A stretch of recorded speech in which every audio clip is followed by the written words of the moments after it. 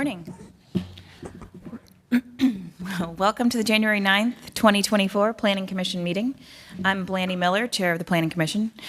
I would ask that everyone today please be efficient in your comments and avoid redundancy so that we could hear from as many people on as many view cases as possible today.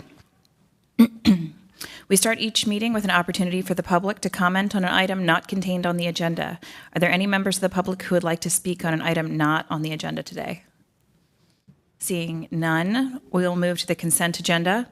There is one item on consent today. It's rezoning case Z3623, and the recommended action is to defer this case to our January 23rd meeting to allow the applicant additional time to revise conditions. Is there any discussion or debate on this item? Seeing none, could I'd entertain a motion to approve the consent agenda? Commissioner Fox has made a motion. Is there a second? Second. Commissioner Rains has seconded. All those in favor? Any opposed? That motion passes unanimously. Then moving on to old business, there are two items on the agenda today. For these items, the Commission has already received a full staff presentation, applicant presentation, and heard from the public.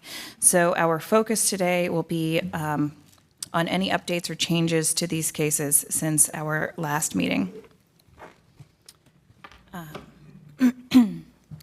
Moving on to the first item of old business, rezoning Z3322 at 3206 Old Buffalo Road. That's for the next one. This case is to change approximately 1.58 acres from R6 to CX3 GRCU. And I will turn it to City Planning staff for an update on this case. Thanks. Good morning. Brown and Reedus with Planning and Development.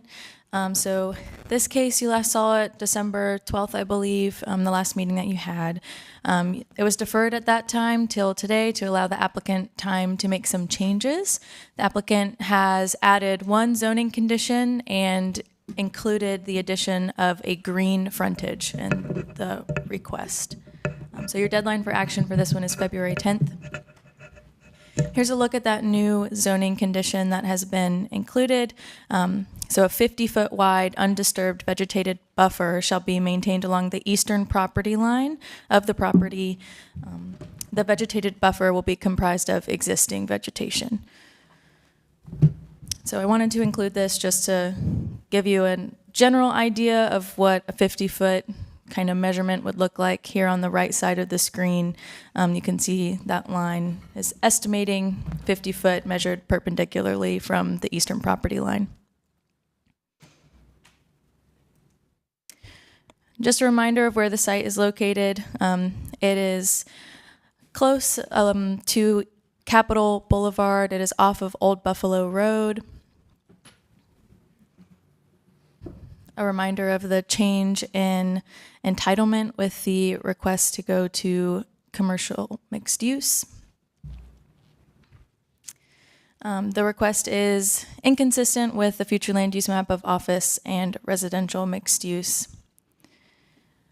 However, the green frontage requested is consistent with the urban form map, so that has been updated in the staff report. So the green frontage will require a build-to on the primary and side streets of 20 minimum, 50 maximum. No parking will be permitted between the building and the street frontage, and then it'll require a type C3 street protective yard along street frontages. It's just a reminder that it is consistent with the comprehensive plan overall, updated to be consistent with the urban form map as well, a number of consistent policies, and then a few inconsistent policies there. But again, your deadline for action is February 10th. I'm happy to answer any questions that you have. I did want to let you know there's a member of the public here to make comment that wasn't here at the last meeting. Okay, thank you very much. We have already received public comment on this case, but just so I can get a sense, it sounds like there's at least one.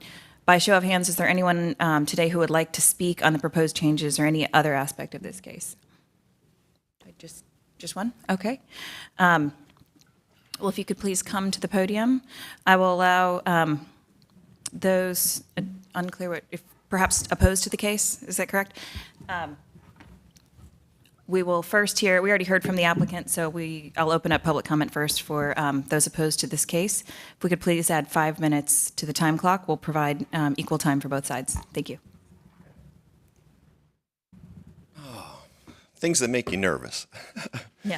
Thank you for giving me some time. My name is Daniel Rothra, and I am the fellow that owns the two properties immediately to the east of the proposed zoning change. Wife and I have lived there for 25 years, and it's a good little neighborhood. We are not opposed to change, and we know that Raleigh is about shifting and making some differences in their zoning for other things. I want to speak to a couple things. First, there is a lot of pedestrian traffic that walks up and down Buffalo Road, and it seems that some of these zoning changes challenge accessibility for the public to move through the corridor. Recent changes with the stop sign at Boss Street has increased traffic challenges. Coming off of Capitol is a significant traffic challenge. Second topic, I want to address the 50-foot buffer in the zoning proposal. You probably saw it said that the proposed 50-foot, which seems very generous, will be left as it is. As it is, current vegetation, that's what the word says. It says it will be left unchanged. And I would ask that the council insist on a substantial buffer. Right now, our neighborhood is really buffered by nothing, the tree line. And to remove the tree line and insert some hardscape really is going to create additional noise challenges. Currently, we listen to the Jamaican restaurant across Buffalo quite regularly. And in spite of some challenges with the city of Raleigh, who's nice enough to go and ask them to turn it down, it continues to be loud. So we are not against change. The CX change really creates some challenges, particularly the three-story, particularly the commercial options. I've spoken to the owners. They assure me that it's going to be something one-story, something that is a strip mall sort of kind of thing. It does not include any housing. That's something that was clearly on your list of priorities. It can be up to 3 stories. Up to 3 stories is pretty nice. It would be really good to have some better buffering, particularly if it's going to be a 3-story building. Right now, we don't know what it is, so we don't really know what to oppose. If we had a clear picture as to what the proposal was, we could speak a little bit more definitively to what would actually be there. It is good to see changes. It is hard when the changes in the evenings. It's good to see changes. It's hard when you're going to look out the back of your house and not have a good solid buffer. So you don't have to watch the garbage disposal. You don't have to watch the garbage trucks come. Some green giants that grow to be 50 foot tall would be a great addition to that buffer. Something that actually blocks the sound and blocks the visual challenges. Now, I'm here by myself because most of my neighbors are elderly. They're older. They're not going to come. But I want to speak against the vagueness of the proposal. And I know you're not able to control what exactly the specifics are going to be, but we would ask that you would make some consideration for the buffer challenges. Insert something that actually prevents sound, that it mitigates it. It won't prevent it, but will mitigate it, that will make it look pretty for people who are driving through the neighborhood, that they won't look over and see a gigantic fence that's made out of metal, something that doesn't create the kind of look that we would like to create here in the Raleigh cityscape. So my name is Daniel Rothra. I own the two properties. I'm hoping to rent them. I want them to be a nice place where people want to bring their kids and their families to live. I intend to be there a little while, and thank you for the work you're trying to do. I'm sure it is challenging to balance all the pieces. That's it. Thank you very much. And just for clarity, did you say you own the two properties on Oates Drive? Or? I do. Okay. Mm-hmm. At the corner of Oates and Old Buffalo? Yes, ma'am. Thank you. Are there any other members of the public who would like to speak in opposition of the project? Then I will provide 5 minutes for those in favor and support. Are there any members of the public who would like to speak in favor of this project? And the applicant may speak now as well if they would like to.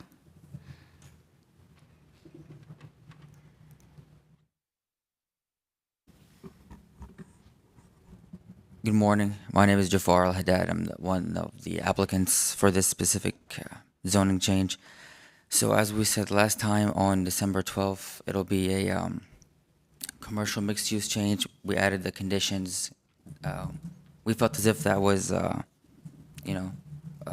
provide a good enough buffer on the east side of the property line, 50 feet. We feel as if would be enough to, it'll be a happy middle for both the parties who live in the neighborhood and our property. Happy middle point, 50 feet off of the east property line, adding a vegetative buffer. And we feel it will be a great change because considering Raleigh is very, ever growing and being very close to commercial and industrial properties to the left as well. A place that would add more goods and services for everyone, including the residents of the neighborhood. Goods and services that would just add jobs and add everything that people would want in terms of living everyday life. So, thank you very much. Thank you. Are there any other members who would like to speak in support of this project? Seeing none, we'll bring it back to the table for our discussion. Are there any planning commissioners who would like to start with comments? Then I may begin. I note in our staff, in my notes from last time, we specifically asked the applicant to provide more information or consider conditions about urban form and adding a frontage condition and also a riparian buffer. It looks like those two conditions that we requested have been included here. We do have new public comment. Is there any other discussion or questions from the Planning Commission? Then seeing none, I'd like to entertain a motion. Yep. Yes, Commissioner Fox. I'd like to make a motion. I move to recommend adoption of the proposed consistency statement dated January 9th, 2024, contained in the agenda materials, and to recommend approval of the zoning amendment. This recommendation also includes an amendment to the future land use map to the extent described in the adopted consistency statement. Thank you. We have a motion. Do we have a second? Commissioner Otwell seconded. Any further discussion or debates on the merits of the motion? Seeing none, all those in favor? Any opposed? That motion passes unanimously, 7-0. Thank you very much. Moving on to the second item in old business, we have rezoning case Z4123 at Buffalo Road. Commissioner Fox has previously been recused from this case. Would she, without objection, I would like to recuse her again. Thank you. As a reminder, this case is to change approximately 27.41 acres from CX3 conditional use to CX4 conditional use. And I will turn to our city planning staff for a presentation from the city. Thanks. Bronwyn Reedus, Planning and Development. So this case also was heard at the December 12th meeting last, deferred to allow the applicant time to consider changes. So since then, the applicant has proposed one new condition, which was that condition that was discussed at the table about land dedication for a future fire station. So that's an existing condition on the zoning today, requested to be added back to the zoning proposed. That condition, however, was not submitted in time to be considered today. So the applicant has requested a deferral to January 23rd for action. Thank you very much. Are there any debates or discussion on deferral? Seeing none, I'd like to entertain a motion to defer this case to January 23rd. So moved. Do we have a second? Commissioner Laitman has seconded. All those in favor? Any opposed? That motion passes 6-0. Thank you. Moving on to new business. We have three cases under new business today. These requests have not appeared on a previous Planning Commission agenda, so we will hear a full staff presentation and applicant presentation, and we will hear from the public. The first item is case Z2823 at Hardin Road. This case is to change approximately 6.99 acres from R4 to NX 7 parking limited conditional use. And I will now turn to Hannah Reckow for a presentation from city planning staff. Good morning, Hannah Reckow, Planning and Development. So this is case Z2823, request to rezone one parcel about 7 acres from residential 4 to neighborhood mixed use 7 stories, parking limited conditional use. Your deadline for action is in March. So surrounding zoning, predominantly mixed use, especially office mixed use. The site and some nearby parcels to the east have residential zoning, and then if you were to zoom out, you'd see a much larger area to the east and south that is that residential area. So zooming out from the site, this is kind of west-northwest downtown on a section of Blue Ridge Road, north of Wade Avenue, south of the intersection with Lake Boone Trail. The site is directly north of the North Carolina Museum of Art, and then farther north is the UNC Rex Hospital campus. So zooming into the site again, you see frontage on both Blue Ridge Road and Hardin Road. About half the site is forested.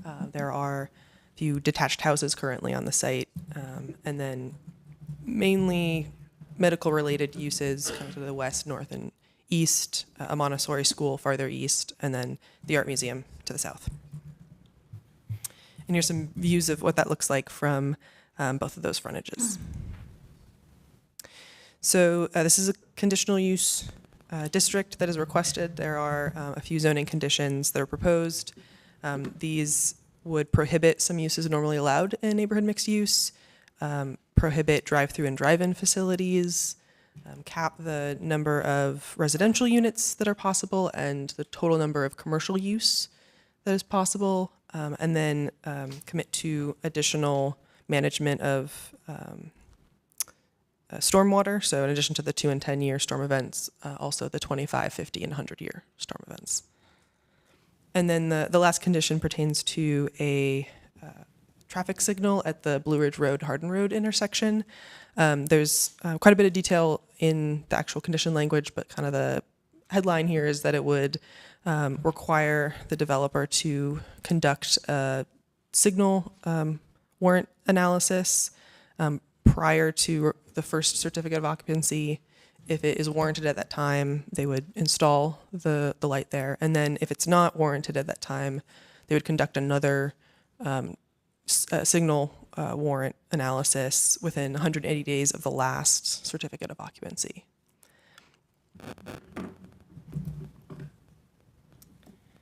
So existing to proposed zoning, this is going from a residential district to a mixed-use district, an increase in maximum building height from 3 stories to 7 stories. So a significant increase in residential entitlement, and then adding new commercial uses that are not permitted currently on site. The site has a higher walk, transit, and bike score than average. I think the bike facilities and connection to the Reedy Creek Trail in the Art Museum campus is probably contributing to that, as well as the kind of mix of uses and jobs that are in the surrounding area. Some nearby bus service, closest is Route 27, which has 30-minute service. And then the request does add to the possible residential units that could locate on the site. There's no condition requiring subsidized units or guaranteed affordable units, but it would permit a variety of housing types, smaller units smaller lots than the citywide average, and is within walking distance of transit. And then the site is located in a census tract where residents are less likely than the city average to be racial minorities, more likely than average to be 65 or older, and then we see median rent in this area has increased a little bit faster than the city average. So the site is designated office and residential mixed use on the future land use map. The requested NX district permits some freestanding retail and other uses not envisioned by this designation. OX would be the closest zoning district that aligns with this future land use map. designation. There are a few designations on the urban form map. It's in a city growth center, also a frequent transit area, and then there's a transit emphasis corridor along Blue Ridge Road. They've included a parking limited frontage, which is consistent with the transit emphasis corridor, especially. And then the case is consistent overall with the comprehensive plan. Consistent policies include encouraging mix of uses for reducing vehicle miles traveled and having a complementary mix of land uses, the increase in possible housing units on the site, the frontage that they're including in the request, and then there's also area-specific guidance. The Blue Ridge Arena area plan recommends a mix of uses in the area. Inconsistent policies, there's a future land use map, and then there's two area-specific guidance policies regarding parking and parking impacts. There is a limit on parking in parking limited, but these policies are really looking for additional buffering or really doing everything possible to minimize the parking impact. And then there's also a cap on commercial uses. The policy LU 10.3 ancillary retail really wants to see a little bit more to guarantee that retail is not the primary use and not is ancillary to the other uses. So again, your deadline for action, March 9th. Happy to answer any questions. Thank you very much. We will now turn to public comment for the applicant and those in support. The applicant and those in favor have a total of 10 minutes to speak.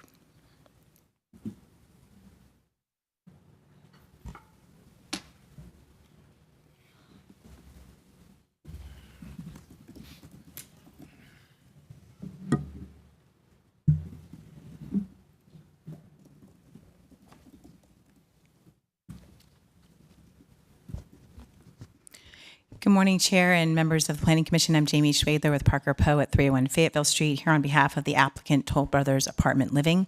We have with us today representatives from Toll, including Corey Bockstein and Craig Smith, as well as our team, which includes Connor Linton and Travis Fluitt from Kimley Horn.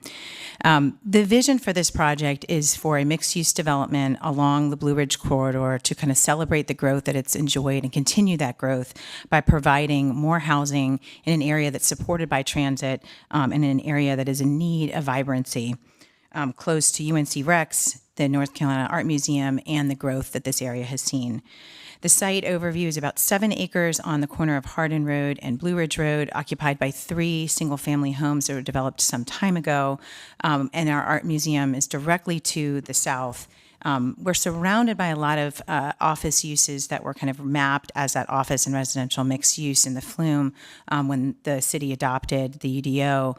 But as you can see, there's a very large red area on the screen down to the south. That is the headquarters for the DHHS, is relocating all of their services to that site and was rezoned to CX, as well as a commercial mixed use designation up to our northeast. So in between kind of 2 major pockets of what is intended to be mixed use along this corridor. The future land use map designates this area again as that office and mixed use, but it's noted that it's along that Blue Ridge corridor that has a very intense policy guidance from the Blue Ridge Corridor Alliance and the Blue Ridge map that's kind of enforced by the Blue Ridge Corridor Alliance, or supported by them, I should say. And there really has been a strong message from them of having walkable, usable amenities. And that's also supported by the frequent transit area, as well as the city growth center, and this being along a transit emphasis corridor. In short, the Arena Blue Ridge area plan encourages this type of mixed use development along Blue Ridge and near the North Carolina Art Museum, and it focuses on walkability along what is today still a very heavy office dominated, not a very pedestrian friendly or walkable area.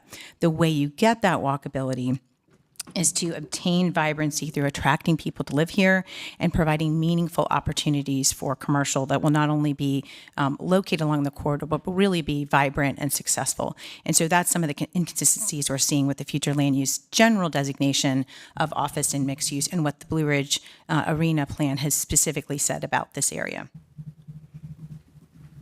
And that leads us to our zoning request overview, and that's exactly what we're trying to deliver here. We've chosen the NX 7 PLCU because the NX does allow for a more variety of commercial uses, mainly in restaurants and retail uses, which are otherwise limited under the OX designation in terms of where they can be placed, pulling them back from the road, putting them into buildings, limiting their hours. And we've seen time and again how commercial can really struggle in that environment. And so we're trying to make sure we're including the right types of commercial, but then we've also added caps to make sure that we're not overpowering the corridor.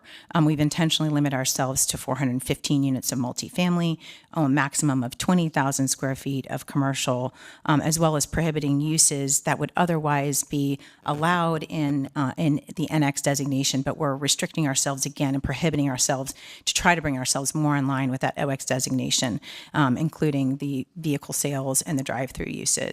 The parking limited was intentionally chosen and added throughout the case in response to both citizen engagement and engagement with the Blue Ridge Corridor Alliance. There's been a significant amount of engagement, and I'll walk through that. But one of the most important zoning conditions we have is the last one there on the screen, the installation of a signal at Blue Ridge Road and Hardin Road when warranted.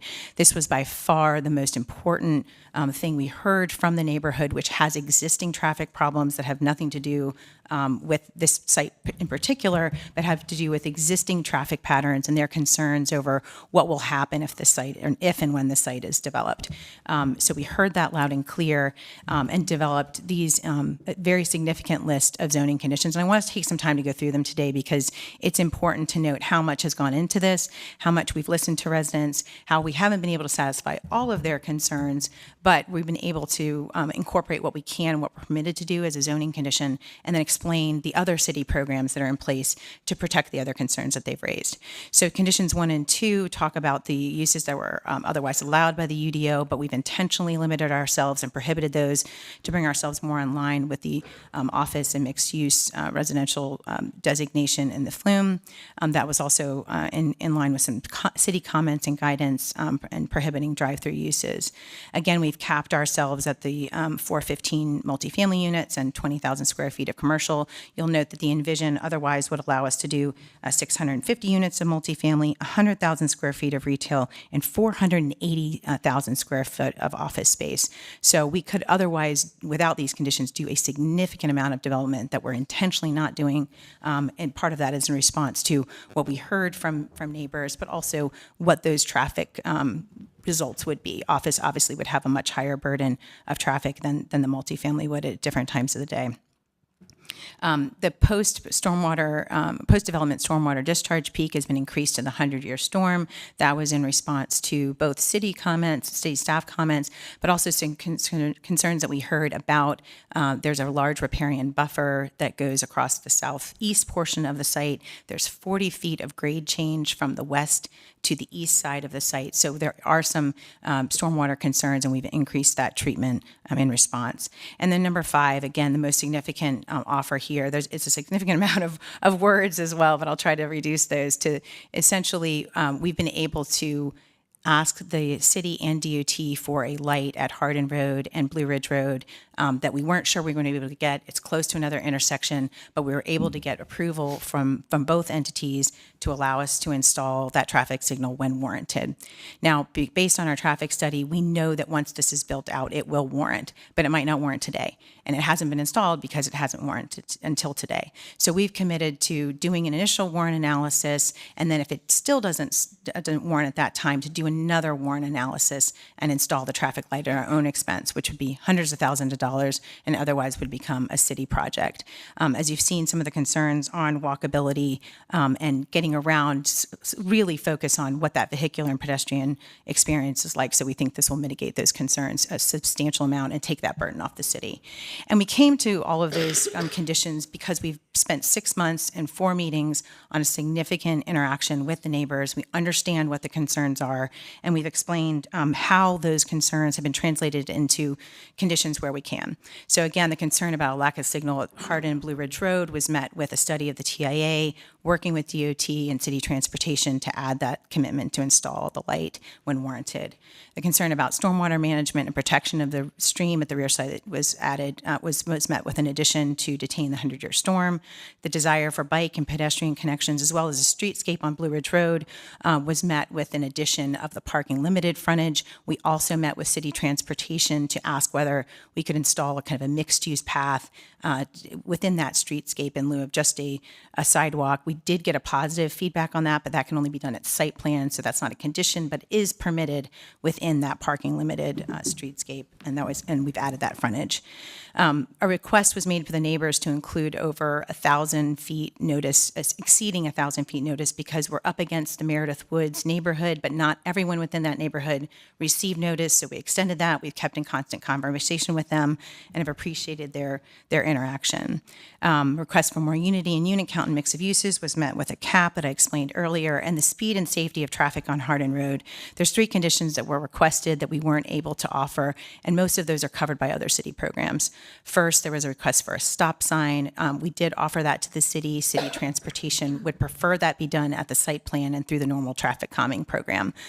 Second, there was a request for limiting on-street parking for Hardin because apparently there's a concern about speed. There is an existing city parking program, and the city staff preferred that go through the city parking program and not be a zoning condition. And third, there was a request to extend the safety study associated with the TIA at site plan further down Hardin Road to capture some of these pre-existing issues. Again, the city staff and transportation would prefer that to be left to the discretion of site plan reviewers when we have a specific program. Parking limited, again, is consistent with the recommendations on the Blue Ridge corridor and would allow for the building to be closer up to Blue Ridge as desired. This is a location of the signal that's so important to this discussion, and we're really very proud to be able to offer that and take that burden and expense off of the city to mitigate the concerns. Finally, we are consistent with a great number of policies, and I'll just note that the areas that we aren't consistent really do circulate around that. Where should retail go and how should it be limited? And those, unfortunately, are just in conflict between the Office of Mixed Use designation generally and the specific guidance from the Blue Ridge Corridor Alliance. With that, we're happy to answer any other questions and look forward to the discussion today. Thank you. Thank you very much. Are there any other members of the public who would like to speak in support of this project? Then in that case, we'll move on to any opposed. Those opposed to this case will have a total of 10 minutes to speak. I'd ask that you come up to the podium and introduce yourself before you make your comments. Thank you.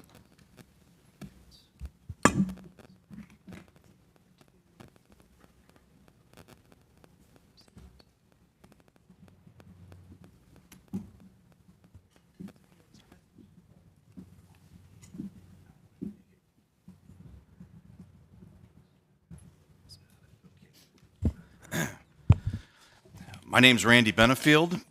My wife Margot and I live at 3409 Hardin Road. I moved to Hardin Road in 1995. My daughter was born almost immediately afterwards, and from the very beginning we were concerned about traffic on Hardin Road. Fortunately, the developers of the property, the block where I live, soon after put in sidewalks, which that helped the situation for us, but those are still the only sidewalks on our block of Hardin Road to this day. Now there's a proposal for a piece of property that's actually, it's not just on the Blue Ridge Road corridor, it's at the end of our street, for up to over 400 apartments to be built. The entire South Meredith Woods neighborhood is about 195 homes. There are currently 1,400 apartments available within a half a mile, and there are about 15 restaurants within walking distance. As I mentioned, traffic has been a constant concern on Hardin Road since 1995, and numerous traffic studies have been conducted along with our police for calming measures. It's been confirmed in an October 2022 study that about 950 cars travel our 0.3-mile stretch of Hardin Road each day. According to police records, there have been 7 accidents on our street since 2017, including 3 serious ones in the last 3 years. We have residents, elderly, very young, people with dogs, groups of all sizes walking on Hardin Road at all times of the day. We are already in the queue for traffic calming measures, and I understand we're approximately halfway up the list at this time. So you can only imagine what adding the car traffic associated with 400 additional residential dwellings would do to that number. It's been estimated based on the traffic studies that it could possibly increase up to 50%. This happens because we are the quintessential cut-through street, perfectly paralleling Lake Boone Trail, but avoiding 5 traffic lights on the trip to the Beltline, on-ramps, or east into downtown. Drivers rarely fully stop at the stop sign at Nancy Ann Road, and virtually everyone exceeds the speed limit as they drive down Hardin Road. You may be surprised to learn, as we were, unfortunately, GPS route guidance software often routes drivers down Hardin Road, further complicating our traffic problems. We've got a long history in our neighborhood of successful collaboration with property owners and developers as the area has grown and changed. The marketplace at Lake Boone is a perfect example of good communication and concession to come up with something everyone's happy with. And that also includes the other office buildings right there on Hardin Road, which are immediately across the street from the beach property. And you can see that's about 3 stories. And then the one adjacent to the beach property, which is two stories. Conversely, we opposed, when Follow the Child wanted to build a Montessori school on the road, we opposed that project because of similar traffic concerns, and we did not prevail in that case. Sure enough, the highest volume car traffic on our street is during pickup and drop-off times at the school. And in addition, since the school was built, several neighbors on Nancy Ann Drive have been adversely affected by increased stormwater drainage from the property, which has never been satisfactorily mitigated. We are not opposed to developing the beach property. In fact, we are in favor of reasonable development there and look forward to finally having all of Hardin Road improved. We also understand the goals of the Blue Ridge Road Transportation Corridor Plan and feel they are laudable. However, we are the sole residential neighborhood on Blue Ridge Road between Hillsborough Street and Lake Boone Trail. I'd like to reemphasize that. We are the sole residential neighborhood on the entire 1.5-mile stretch of Blue Ridge Road between Hillsborough Street and Lake Boone Trail, the only one. In addition, the only building on that 1.5-mile stretch that approaches the scale proposed at this property is the one currently under construction for the Department of Health and Human Services across from the Art Museum. The new apartment complex being built on the Ramada Inn site is of a smaller scale. It's about 5 stories and only 370 units comparatively. Since we are the only residential neighborhood on the entire stretch of road, we strongly feel we deserve serious consideration when rezoning requests are made that directly affect us. A 7-story building would be perfectly appropriate anywhere else along Blue Ridge Road, not affect a single residential area. And another point that we'd like to make here, we are not opposing high-density affordable housing on a bus line in this case. By the developer's own admissions, these will be high-end apartments. The developers have not provided much information such as a site plan or a safety plan. In fact, the whole proposal strikes us as a bit vague. In addition, according to the records submitted to the Planning Commission, the proposal does not comply with the city's future land use plan. It's obvious that traffic will increase on Hardin Road regardless of the development at the beach property. Our plea is to limit the rezoning to allow for buildings similar to the surrounding offices and help keep the increased number of cars traveling down Hardin Road to a reasonable minimum. In Friday's News and Observer, top of page 2, was an article about the 6-year-old girl in Cary killed last week on her street by a driver speeding down her road. The article details the action of the accused driver is similar to those many of our neighbors have reported on Hardin Road. Our fervent hope is this kind of thing will never happen on our street, of course. However, as the number of speeding cars continues to increase, it will only become more likely. Please deny this rezoning request and consider an alternative that will have much less of a negative impact on our neighborhood and neighbors, whose signatures can be found on the petition we have submitted. In one day, we were able to gather over 100 signatures, virtually nobody in the neighborhood was in favor of this proposal. Thank you. Thank you. Are there any other members of the public who would like to speak in opposition of this project? If so, please come to the podium and introduce yourself at the beginning of your comments. Thank you. Good morning. Thank you for the opportunity to comment. My name is Michael Pagetra. I live on 2201 Nancy Ann Drive, and wanted to speak about Hardin Road safety concerns. We request that the City of Raleigh transportation staff re-review the traffic impact analysis and deny or delay a decision due to the following concerns. Want to be clear that the engineering TIA analysis was done very professionally, very well, but there is a component of engineering judgment that we would just like to provide some input to the City of Raleigh as well as the engineering firm based off of experience living in the area. The TIA underestimates the number of new trips that will travel down Hardin Road from Nancy Ann to Myron. TIA estimates 3% based on observation, knowledge of the area, and geographic structure of the surrounding roadways, as you heard a minute ago, as well as traffic lights. This estimate may be significantly low. And next slide. As you can see in this graphic, the site north is oriented to the left. The site is indicated, and Hardin Road is the vertical road just to the left of the site. It indicates 3% of the traffic will travel down Hardin Road past the Nancy Ann intersection. And it indicates at least 10% of the traffic will go to Blue Ridge Road and then turn right onto Lake Boone Trail and go through multiple stoplights continuing down Lake Boone Trail. As you can see in the previous graphic, that would indicate that this traffic would need to go through one new light, which we appreciate all of the conditions that the developer has offered so far in terms of this development, but it would need to go through one new light as well as 2, 3, 4, 5 additional lights versus traveling straight down Hardin Road, cutting down Nancy Ann, or going straight down Hardin Road and going down to Lake Boone Trail.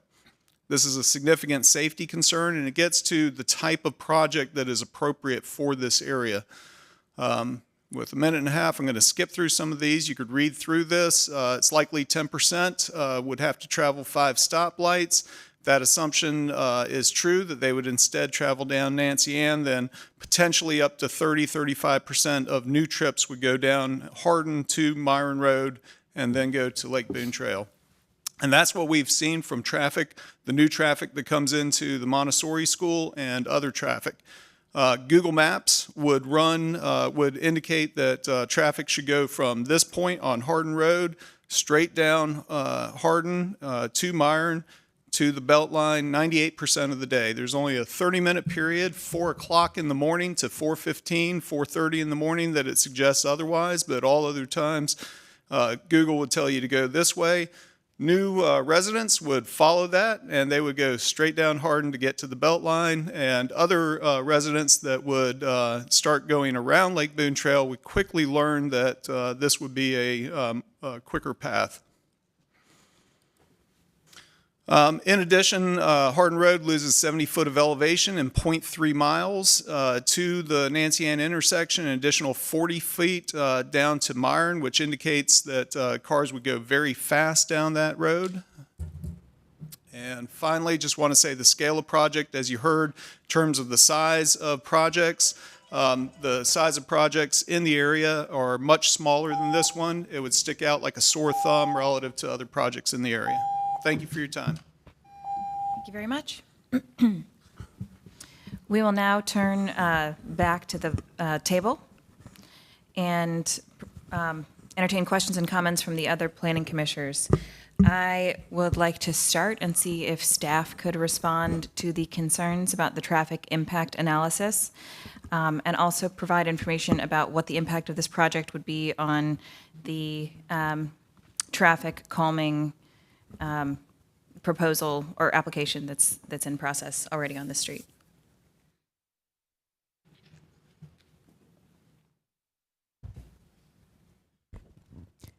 Good morning, Planning Commission. I'm Monique Guyant with Transportation. Can you please repeat the two questions, but Sure. specifically The first one is, I was going to see if you could respond to the concerns about the traffic impact analysis and its estimation of increasing traffic by 3% on Hardin from Nancy and to Myron. Certainly. So when we were looking at the site distribution for the proposed trips generated by this development, we were initially believing that it'd be more likely for traffic to be taking Nancy Ann to get onto the Lake Boone Trail corridor. There were some trips to be routed through the neighborhood, and that's where the Hardin to Myron to Lake Boone. Wish I had.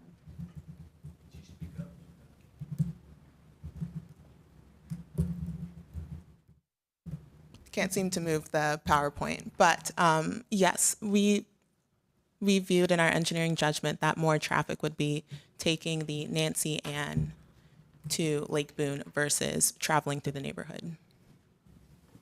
Thank you. And after the comments that you heard today, is there any reconsideration of that analysis? Based off of, so I was only able to see this presentation this morning, so I would need more time to see if we need to reevaluate that, but yes, I would need more time for that answer. And then my second question was, it sounds like there's already an application in process for traffic calming measures on the street. Do you know what impact, if any, this project would have on that application process or on the street traffic calming measures? So my understanding of how this development plays into that process is that we would like these to be independent because the city currently has programs that look at traffic calming for these neighborhoods. And so sort of coming from an equitable standpoint, we want to be able to independently review these cases as they come in. And additionally, when it comes to this development, say like at site plan, we do include like a multimodal analysis that takes into account how the safety is for the affected streets, and that would also include this neighborhood. The information that would be provided at site plan from this additional TIA that would come in at site plan would not provide additional information that would not be completed by the city. Okay. So we currently have programs that would be taking into account that information. Thank you. I can add on to that. Margaret Chartala, Transportation. So as the resident mentioned, this stretch of Hardin Road between Nancy and Drive and Myron is already on our list for the Neighborhood Traffic Management Program. Sorry, acronyms. And so it's listed right now as 49th out of 100 in that program, and that's looking at, with the pace we get through projects, probably a 3 to 5 year time frame. So with the addition of this project, that would be eligible to be reevaluated in a year. So we'll reevaluate yearly. So essentially, we could look at it again in a year, and that could move the project up on the list, depending on what's the context of the situation at that point in time.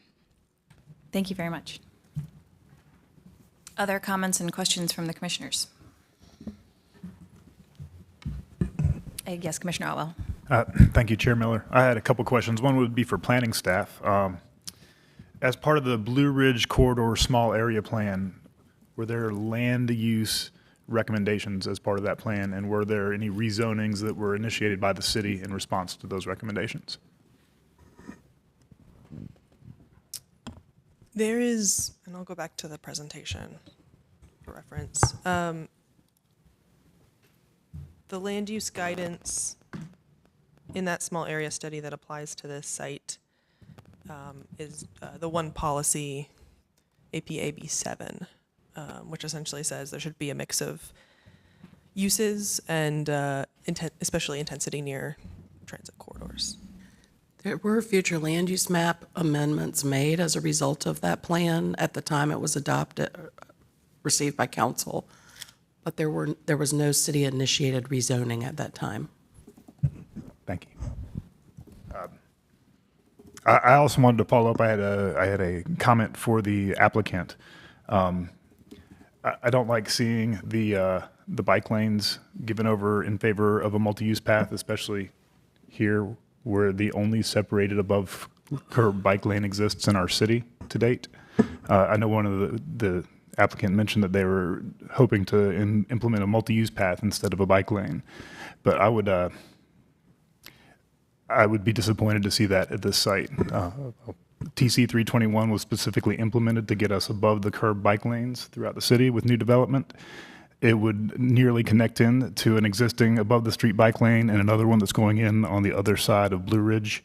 I think we could expect to see a lot of bicycle traffic coming here to visit the museum, up and down from the bus stops and from the hospital. So I just wanted to leave that comment. Thank you. Thank you. Would the applicant like to respond? Thank you.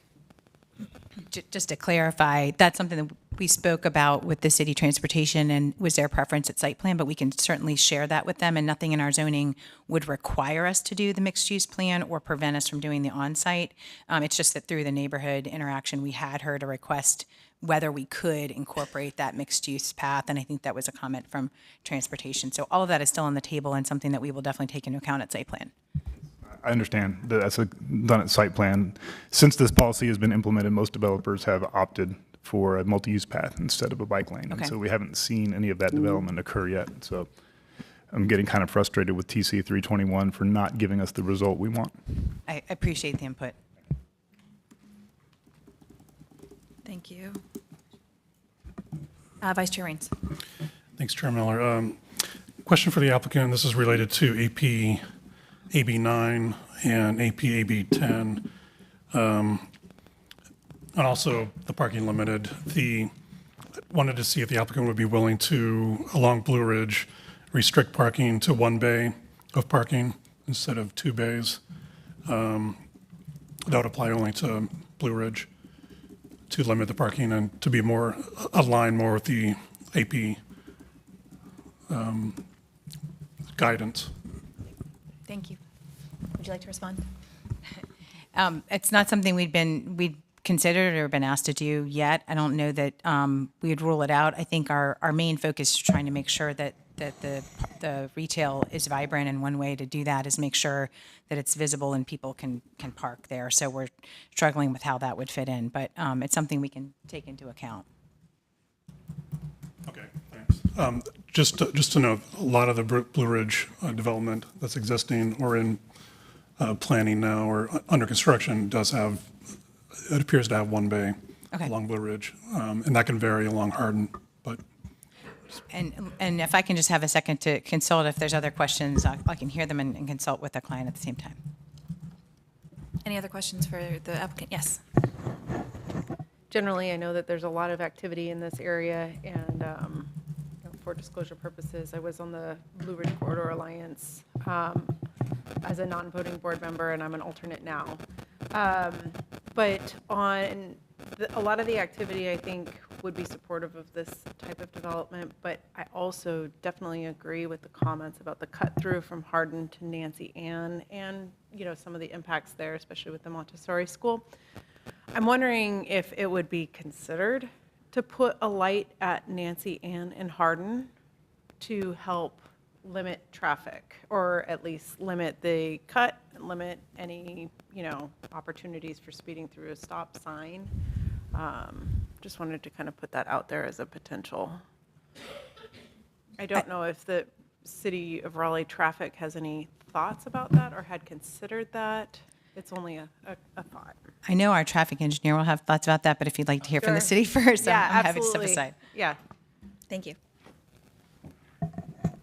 Margaret Tortalla, Transportation again. So when we're talking about a stop sign or a traffic signal, those are governed by the MUTCD, which is the city adopted standard, and also NCDOT adopted standard. And the role a signal is meant to play is governed by warrants. So, a certain level of turning movements or something like that. So there has been Hardin at Nancy Ann has been looked at. It doesn't even meet warrants for a traffic a stop sign. So it would not it would not meet warrants for a signal, and we don't just place Has a signals. stop sign currently, correct? Yeah. Not There's a stop always. sign at Nancy Ann and Hardin. No. Okay, let me take a look at my notes really quick. Thank you very much. Travis Flewitt with Kinley Horn. The intersection of Nancy Ann at Hardin is nowhere close to meeting the warrant thresholds for a traffic signal. It isn't always stop, but there is no chance that it would meet the thresholds for a traffic signal. May I follow up on that? Yeah. Post-construction, do we know what that might look like? It still wouldn't be anywhere close. The volumes aren't high enough. I mean, we were lucky just to get one at Blue Ridge and Hardin. So Nancy Ann at Hardin, the volumes are a fraction of what they are on Blue Ridge. So it's not going to ever meet a traffic signal. Now, what about like a blinking red light or something to that effect? Something that would not be maybe a full enforced traffic signal, but something that would indicate.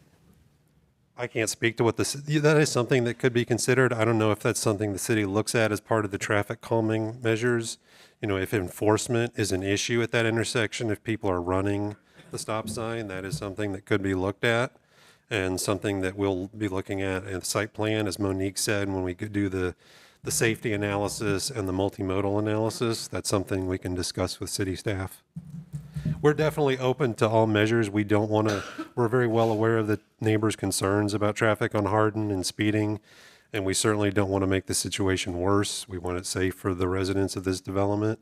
So we're open to ideas, just that staff feels very confident in the processes y'all have in place and the safety analysis and the traffic calming study that'll be done at site plan and through the city's processes.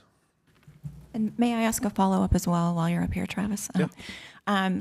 In looking at the TIA, do you take into consideration the future proposals for traffic calming on Hardin? Does that weigh into the assumptions for dispersion of traffic, the percentages going on Hardin to Nancy Ann? It can. In this case, the city didn't want us to assume. We offered to do a always stop at the intersection of Hardin and Lionel. City staff didn't want to do that as part of the rezoning. That's something that can be looked at as part of the future traffic calming. But for purposes of the TIA, we just looked at what the existing conditions are. Thank you. Finishing my notes. Other comments from the commissioners? I had a Commissioner follow-up Otwell. question for transportation. Yes. Do warrants prohibit the city from installing signage where warrants don't indicate that such is needed?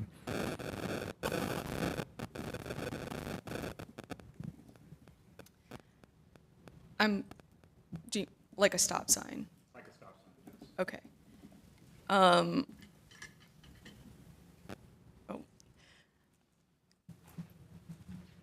Because it's the adopted standard, we would not install a stop sign if it was not warranted. I think that's incorrect because I've watched council do it before. Unilaterally require stop signs. They did it off of Dartmouth. I was going to say, I believe it might take a special vote of the legislative body to be able to override a adopted policy such as adhering to the MUTCD. Is that correct? Okay. I can get a firm answer on what would be required to do that and report back. Thank you. Commissioner. Yep, Commissioner I'll Hubbard. jump in on that. That was one of my comments. And this, again, is just taking into account the concerns of the neighbors, which I think is real. I think this is a great opportunity for this site. This is what we're trying to accomplish on Blue Ridge Road. So I want to keep moving forward with this. I think it's a good development, but I also want to take into account the concerns. And I struggle with that pretty regularly as well.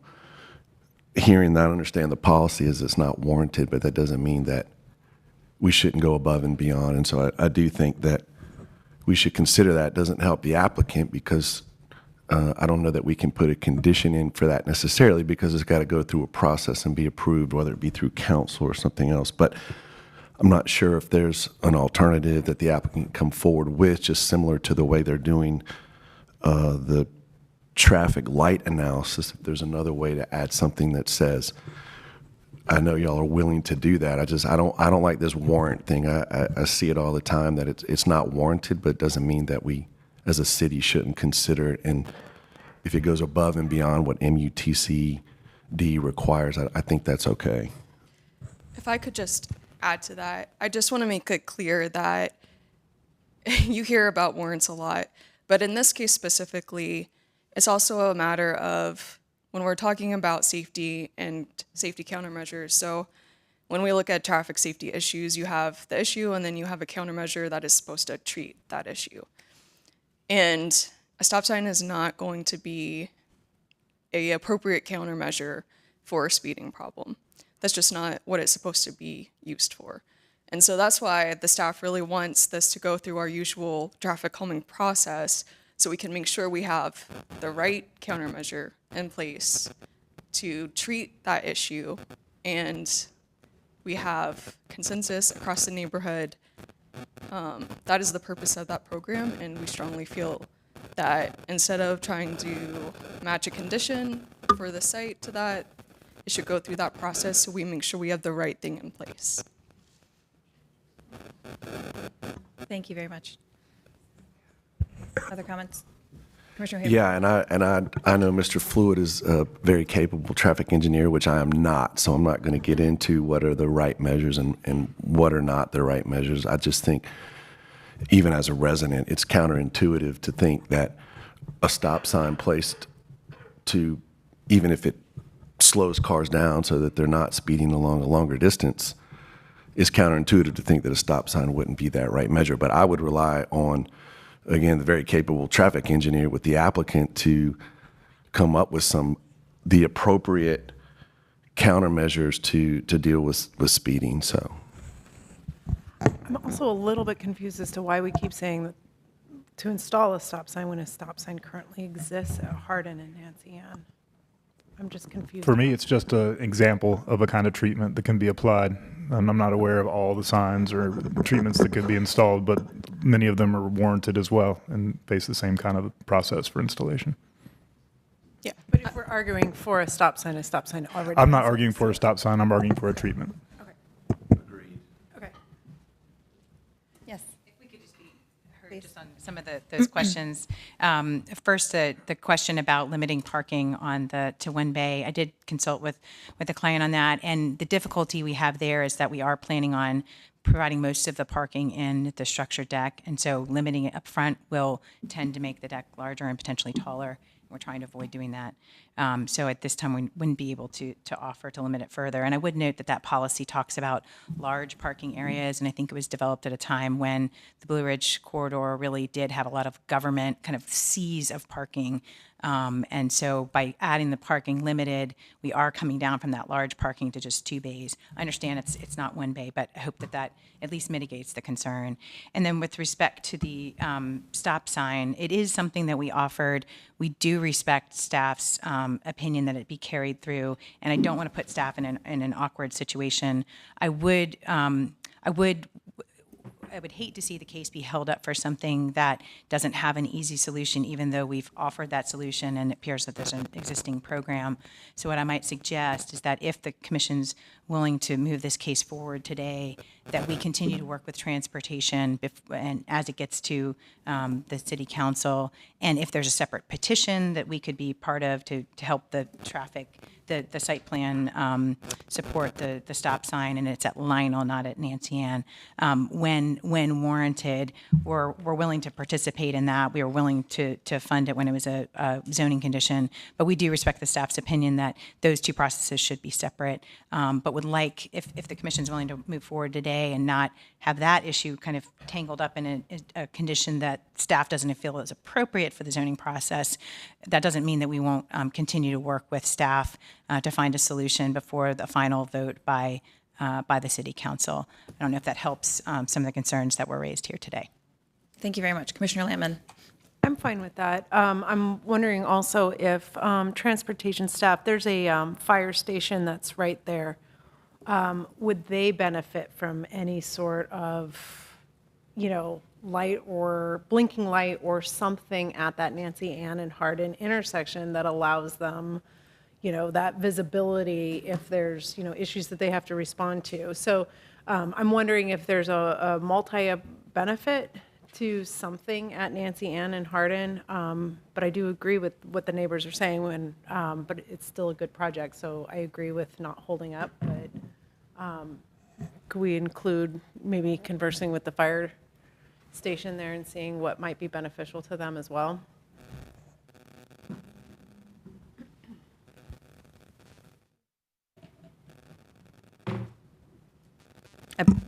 Was that a question for transportation?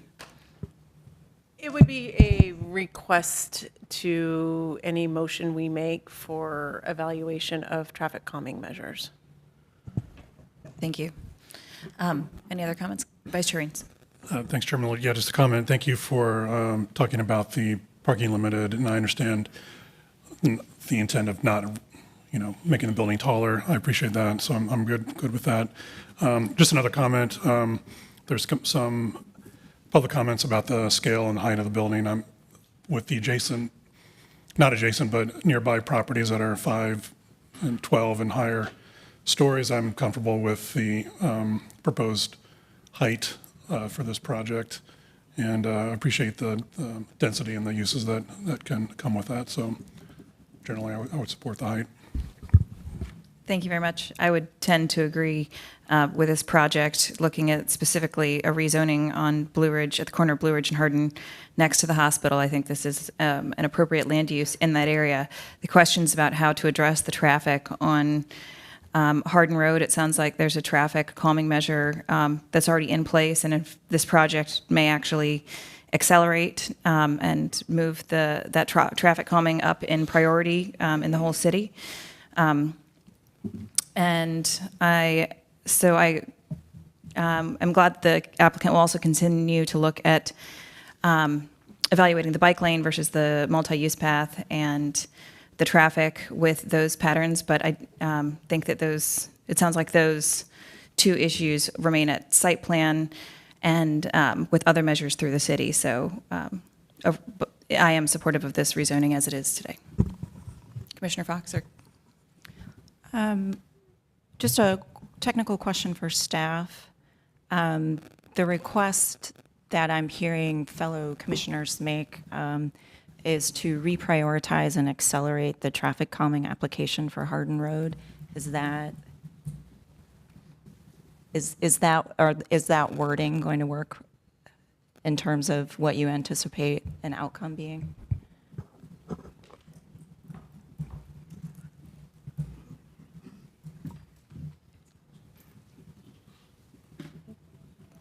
well, they consider that issue. I just wanted to add the traffic calming priority formulas that the city uses citywide. I am concerned about the equity of moving things up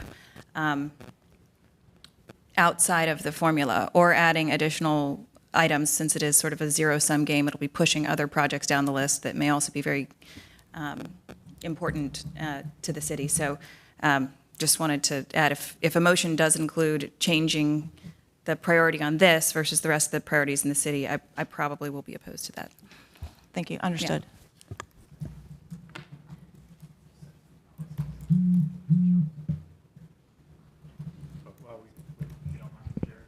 I kind of on the same page as everybody else here. I think I really like the land use. I think it's appropriate and timely. I'm okay with the height, but I think that the traffic problem is real, and I don't think that it is sufficient to tell the residents to just wait, and maybe something the city will do in the future will help. The traffic program moves slowly. It is currently under review and subject to change, and the list is not set in stone. People could get up in front of that list. We're not even sure the entire neighborhood would vote to support it. So this is an uncertain remedy for a very real problem, and I don't think right now that I could vote to support that. And I also want to add that I have problems moving around the traffic improvement program list as well, for the reasons mentioned around equity and funding. Yes, I'm familiar with several others and perhaps live in one where there's also traffic calming issues in those areas. So I recognize, and I totally agree with you that these problems exist citywide, and there are several pockets that very urgently need this addressed. And I would like the city to address those issues. But I don't see this rezoning case being able to address any of those issues here or citywide. Chair, I agree. I don't think this should be on the applicant to fix this traffic problem with his cities, but that doesn't mean that the rezoning is appropriate, in my opinion. Understood. And I just want to address the Commissioner Fox's question about the traffic calming program. The policy is set by council to evaluate based on an analysis. I believe that this particular neighborhood is eligible for reevaluation currently.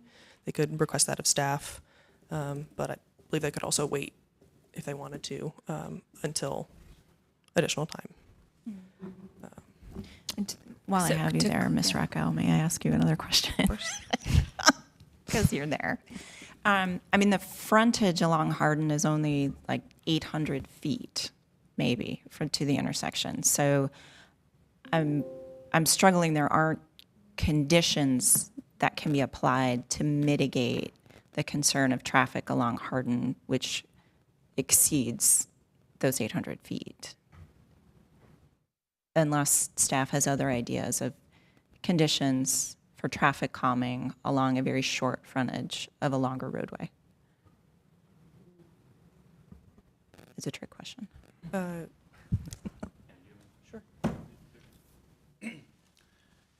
Good morning. Bradley Kimball, Transportation. So I believe your question related to the ability to address traffic conditions along the limited frontage. Is that fair? That's fair. Again, I think staff would need to evaluate what measures that are appropriate. But if it does go beyond their frontage, then that would be considered an off-site, which, again, if we're talking about conditions, that would be a volunteer, something they would volunteer, the applicant would volunteer. But the city would not have the ability to require a developer to address anything off-site. So from a code standpoint, off-site, not our ability, but from a condition, volunteering to address it, that would be at the applicant's discretion.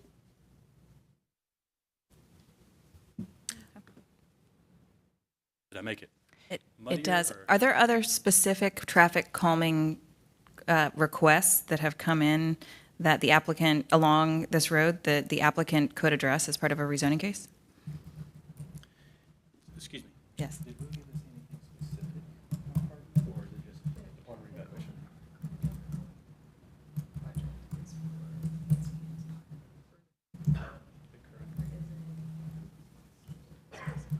Okay, to my knowledge, the program hasn't identified a project for Hardin at this time. It's beyond the limits of Hardin. Of this site, the frontage of Correct, of this site. And it's my understanding now that the road is up to be reevaluated, or is eligible to be reevaluated. So staff could look at that. I don't believe the conditions of the road have changed to move it up higher on the priority list. And I think at this time, staff would think it still falls outside of the current available funding for, say, this year or next year. But again, this list is dynamic. It changes based off of the requests that staff receive now. Thank you. But are there any identified measures, even if they haven't been funded on the priority list, that along Hardin that would provide traffic calming along that street? Or is that not occurred yet to identify the measures? No, we have not identified any measures. Thank you. Yes, Commissioner Fox. Can you describe the reevaluation process, like the length of time that staff would need to perform that?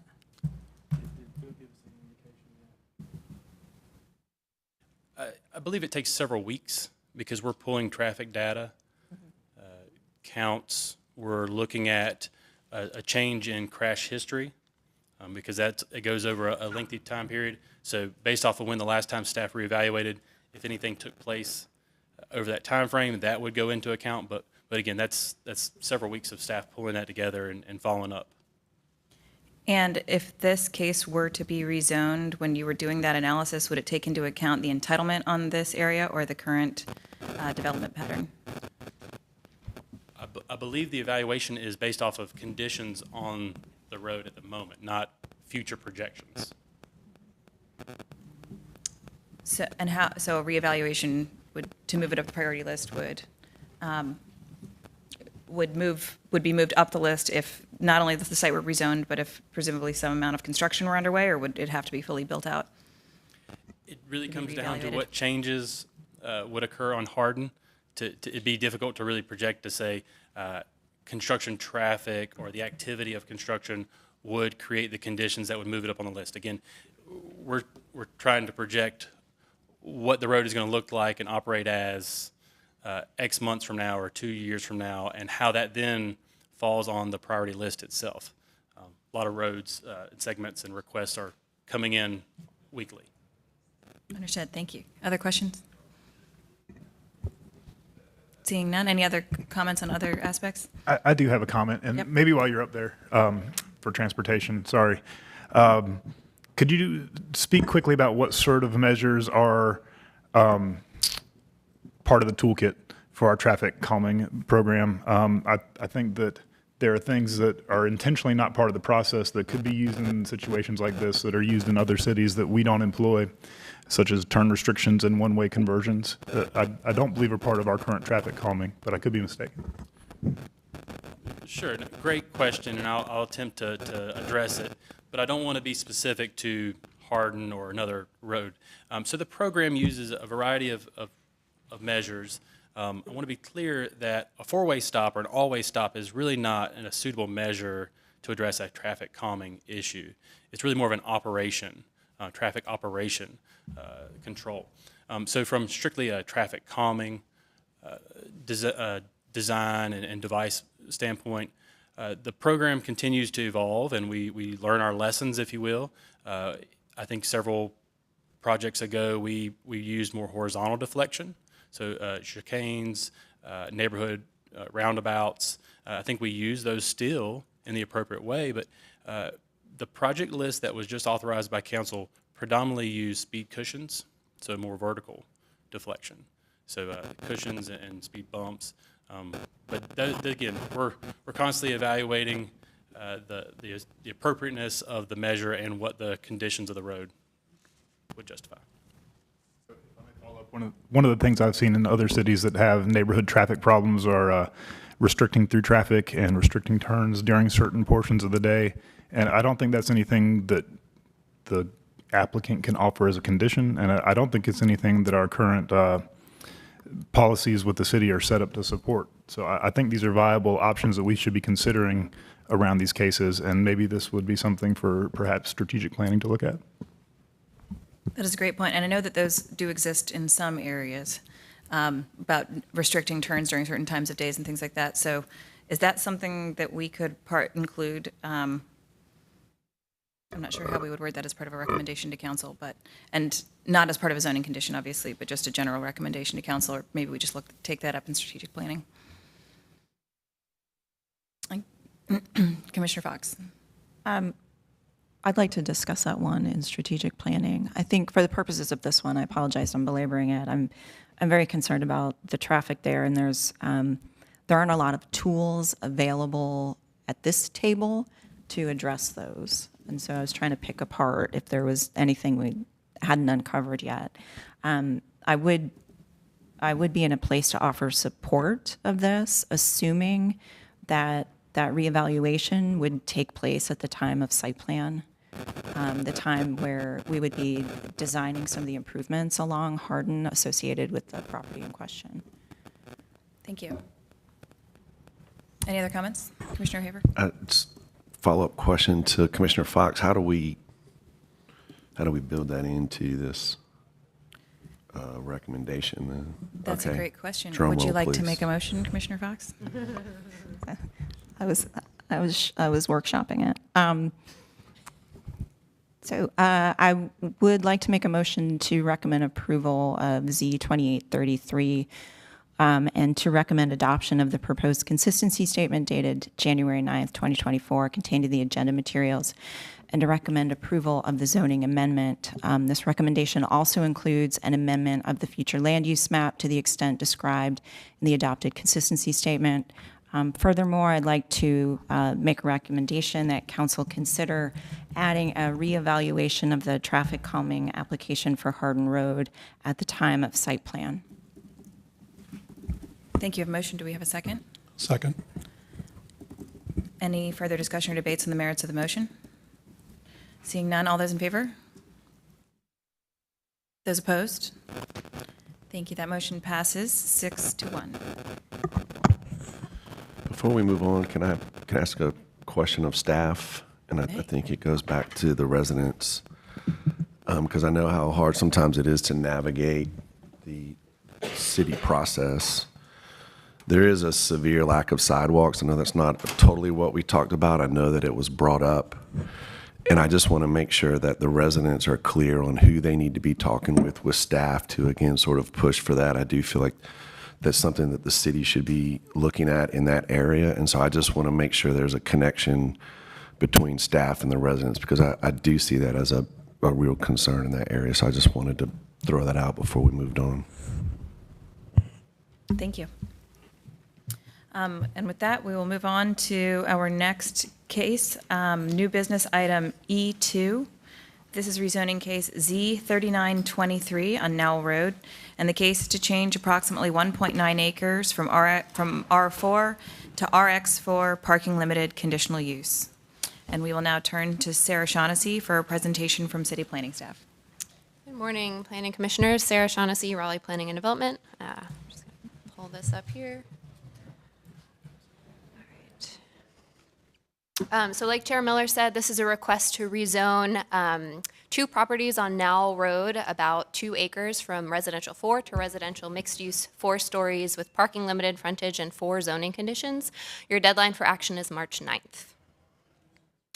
Zoning in the area is predominantly R4 with some industrial mixed use and residential mixed use zoning immediately surrounding the site, and then additional commercial uses along Chapel Hill Road.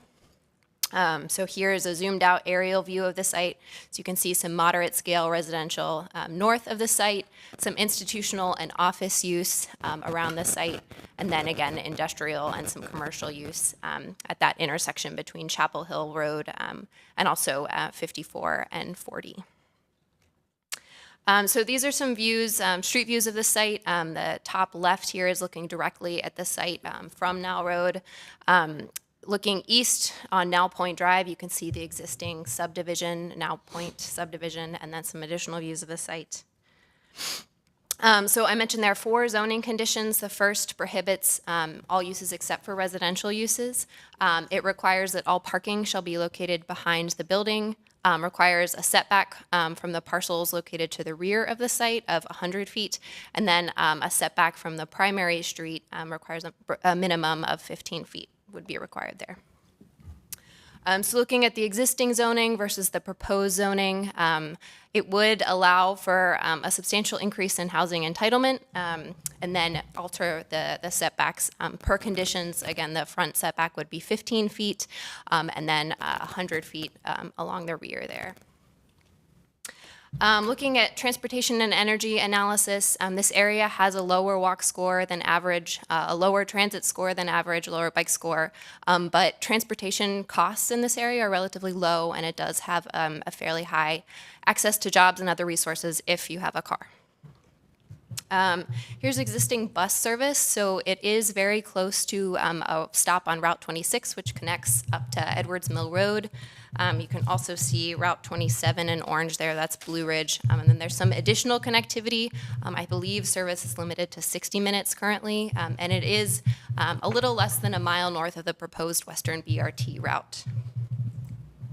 Looking at affordability analysis, the request would add to the housing supply. Again, additional residential entitlement would be allowed. Does not include subsidized units, permits a variety of housing types, including smaller units than what's currently allowed. The residents of this area are less likely to be people of color compared to the city as a whole.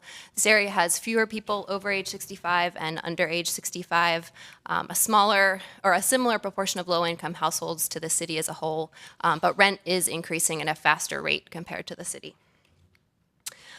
So the requested zoning is inconsistent with the future land use map designation, which is office, research, and development. But the parking limited frontage proposed is consistent. The area is within a designated city growth center and along an urban thoroughfare. And then consistent with the comprehensive plan overall. A number of consistent policies. This area is also in the very southwest corner of the Arena Blue Ridge area specific guidance that you talked about with the last case. So consistent with 3 policies there. And then the inconsistent policy just being the future land use map and zoning consistency. Your deadline for action, again, is March 9th. There was one outstanding issue or just a thing we wanted to bring to your attention. Transportation staff had recommended a condition to allow cross-access from this parcel to the parcels north and east of the site that currently do not have any frontage, so just wanted to bring that up for discussion. Happy to answer any questions. Thank you very much. We will now move to public comment. For those in support, the applicant and those in favor will have a total of 10 minutes to speak.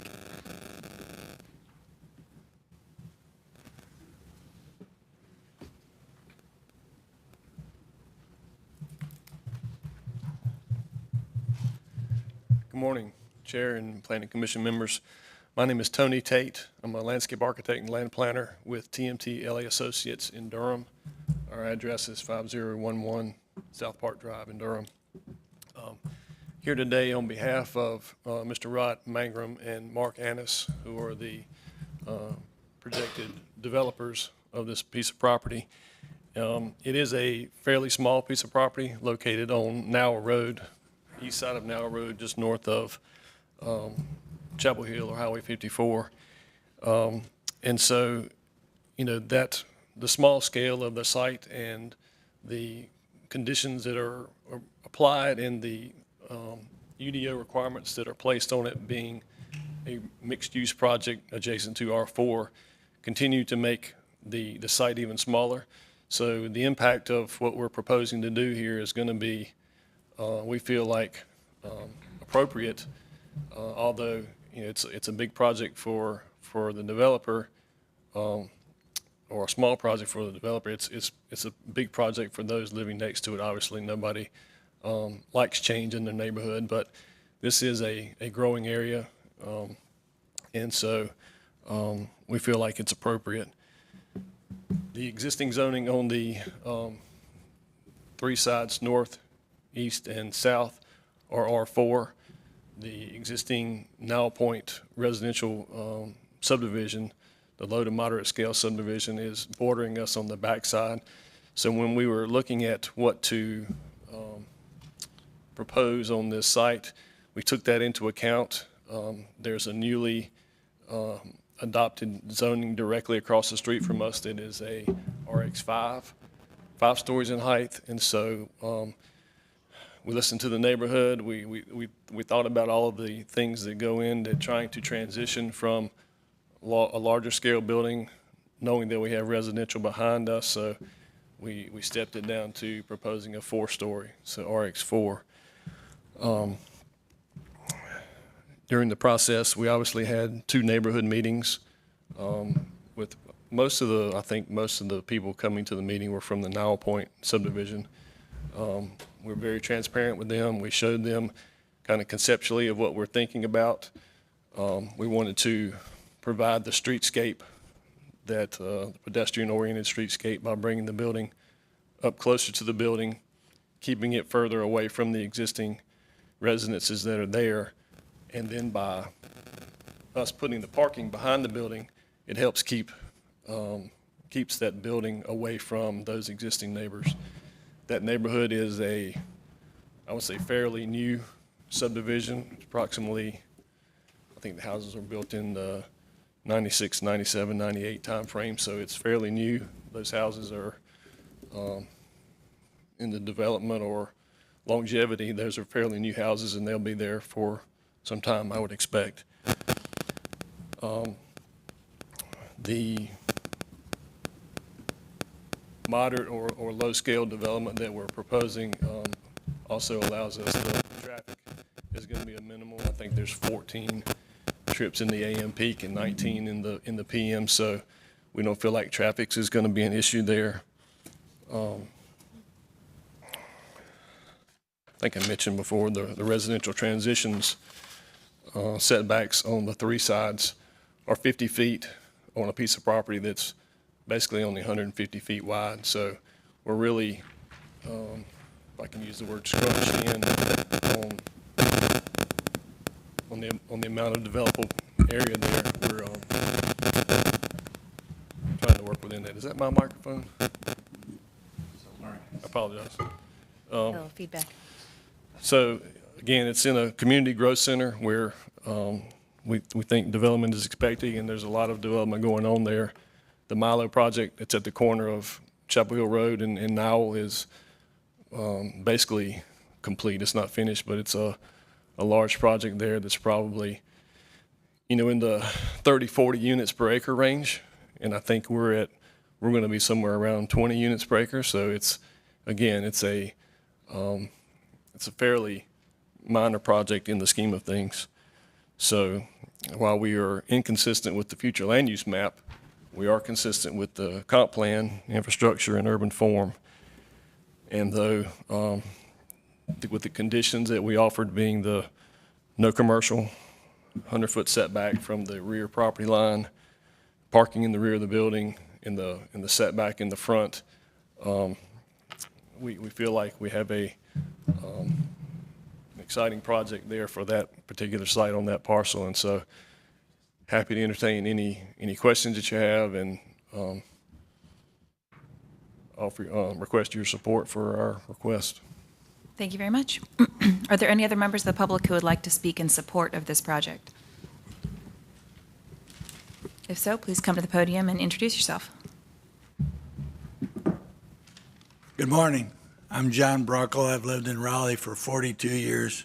I own 5 parcels directly across the street from the subject property. I am personally familiar with the developer. They're a very quality-oriented developer. They intend to build a high-end project, and so I think it would add to the property values in the neighborhood. This area going from Wade Avenue all the way to Chapel Hill Road is a multifamily area because of the transportation available with I-40, Chapel Hill Road, as well as Trinity Road. It's also a high-value entertainment center with the RBC Center, with the fairgrounds, with Drive Shack, as well as the Carter Finley Stadium. So the way this developer has approached the site has been very strategic to have the minimal impact on the neighborhood. They put the building close to the road so as to avoid being right next to the existing residents, as well as providing a more than excessive setback of 100 feet, which should be more than adequate to give the adjoining property owners their privacy. It's a mixed-use neighborhood there, which is not, so there's a lot of office buildings, like Highwood office buildings, there's bank buildings, there's industrial buildings, there's all kinds of restaurants. So I realize the staff said that this is a bad neighborhood for bike and walking. I disagree with that. This neighborhood, because of the way it's set back in there, people can walk and go on bikes. If you go through there in the neighborhood during the weekend, you'll see all kinds of people having fun around the neighborhood there. So again, it's on a transportation corridor, so I think the density is consistent with the neighborhood, and I think it's the highest and best use for the piece of property. Thank you. Thank you very much. Are there any other members of the public who would like to speak in support of this project? Seeing none, we'll move on to any opposed. Those opposed to this case will have a total of 10 minutes to speak. Please come to the podium and introduce yourself.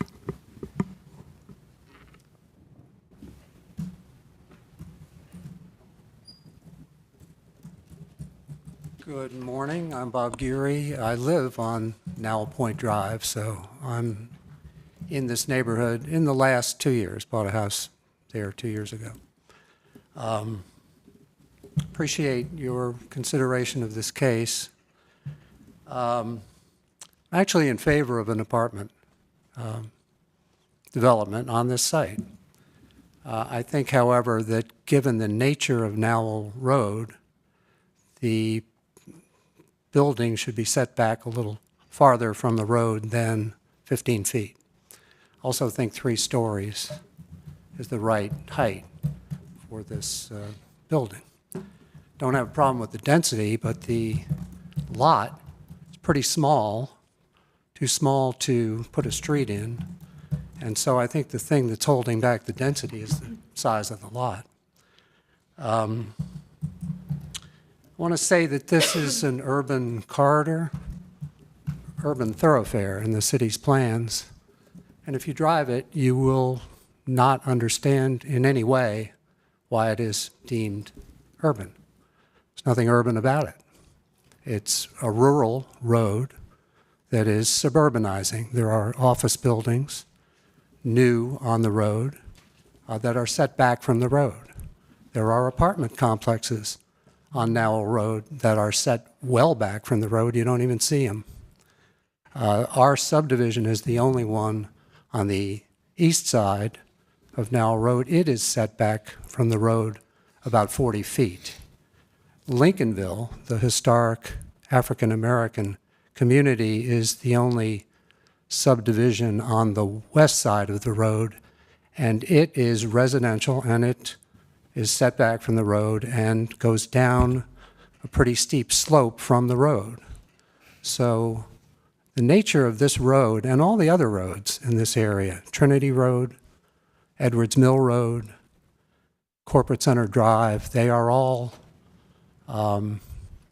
rural roads that are becoming suburban, but no one is building right up to the street on any of these roads. They are fast roads. The speed limit on all of them, I think, is 45 miles an hour, and they are cut-through roads to an extent. The traffic is not bad. Sheer traffic is not an issue except the speed of it. So I don't think anybody really wants to live right up on the road. I think the reason the office buildings are set back is nobody wants to work right up on the road either. They want to be set back from the noise and the speed and the possibility that somebody coming from Carter Finley after an exciting hockey game might have a few too many to drink and drive into your lobby if you build your project too close to the road. At any rate, no one has built close to the road. The apartment complex under construction on the corner of Chapel Hill and Nowell is 3 stories. And it was set back from the road in order to widen the road at the intersection. Otherwise, this is a 2-lane road. It may need widening in the future if it develops. But if it does, and this building is 15 feet from the road, you won't be able to widen it. And Mr. Bruckle on the other side, I don't know how close he plans to get to the road with 5 stories.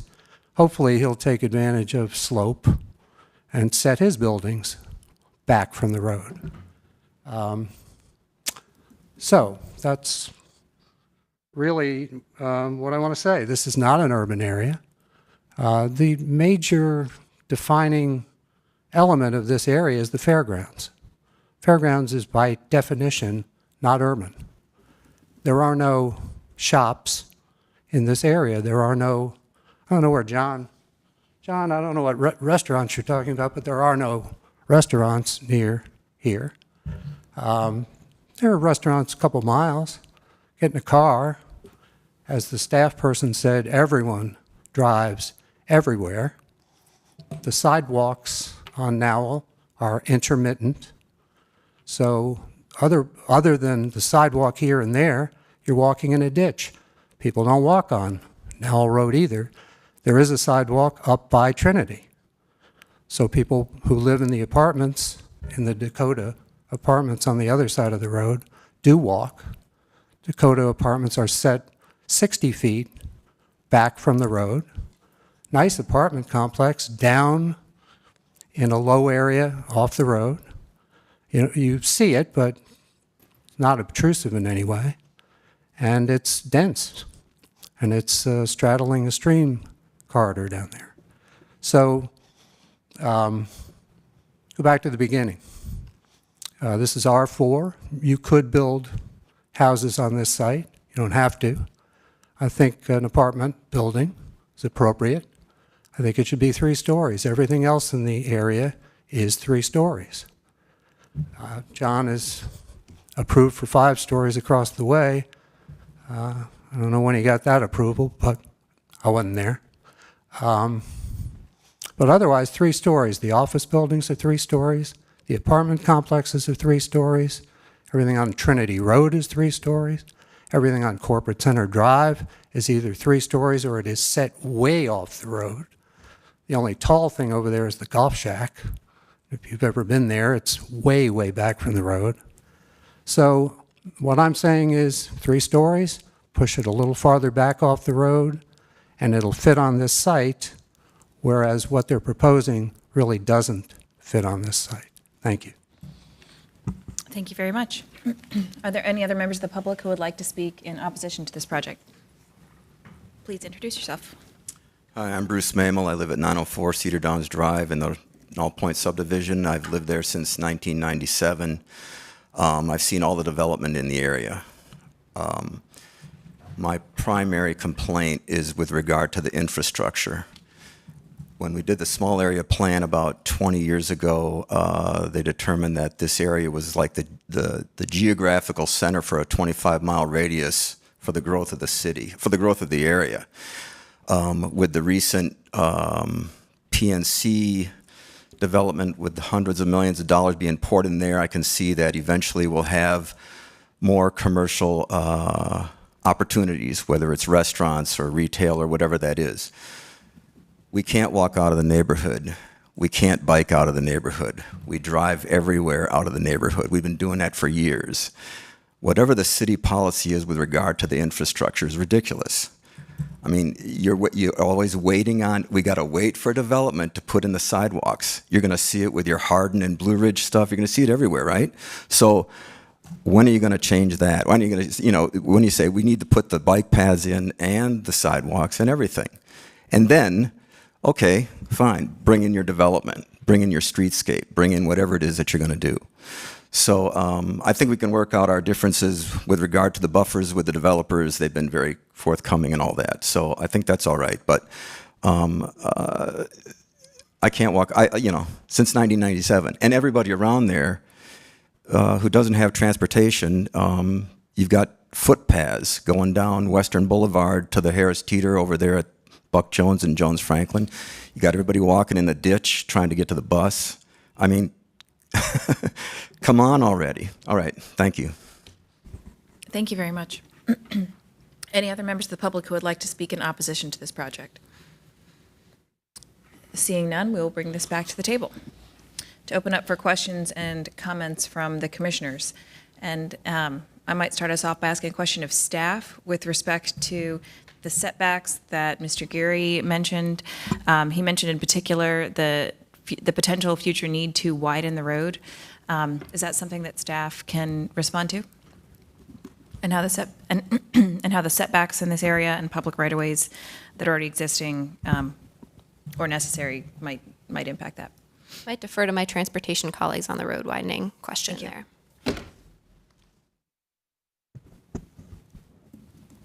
Chair Miller, may I tag on to your question? Yes. I think to be more specific, the condition is related to being a minimum of 15 feet from the primary street. Just to clarify that that would be from the parcel line, not from the curb. Correct. Correct. Okay. Thank you. Helpful.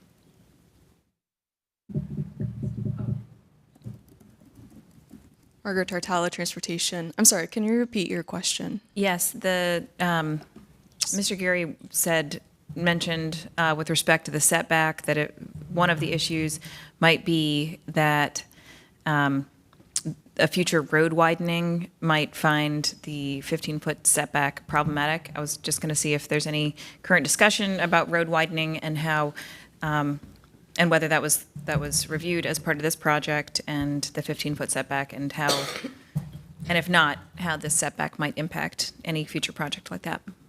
Yeah, there are no current projects planned for Nile Road. The street plan does call for Nile to be 2-lane divided, and right now it's 2-lane undivided. In terms of how the setback would play into that, I think I'm gonna call in back up. They'll be required to dedicate any additional right-of-way necessary to achieve the 2-lane divided in front of their property, and then the setback would be based on the new parcel line, right?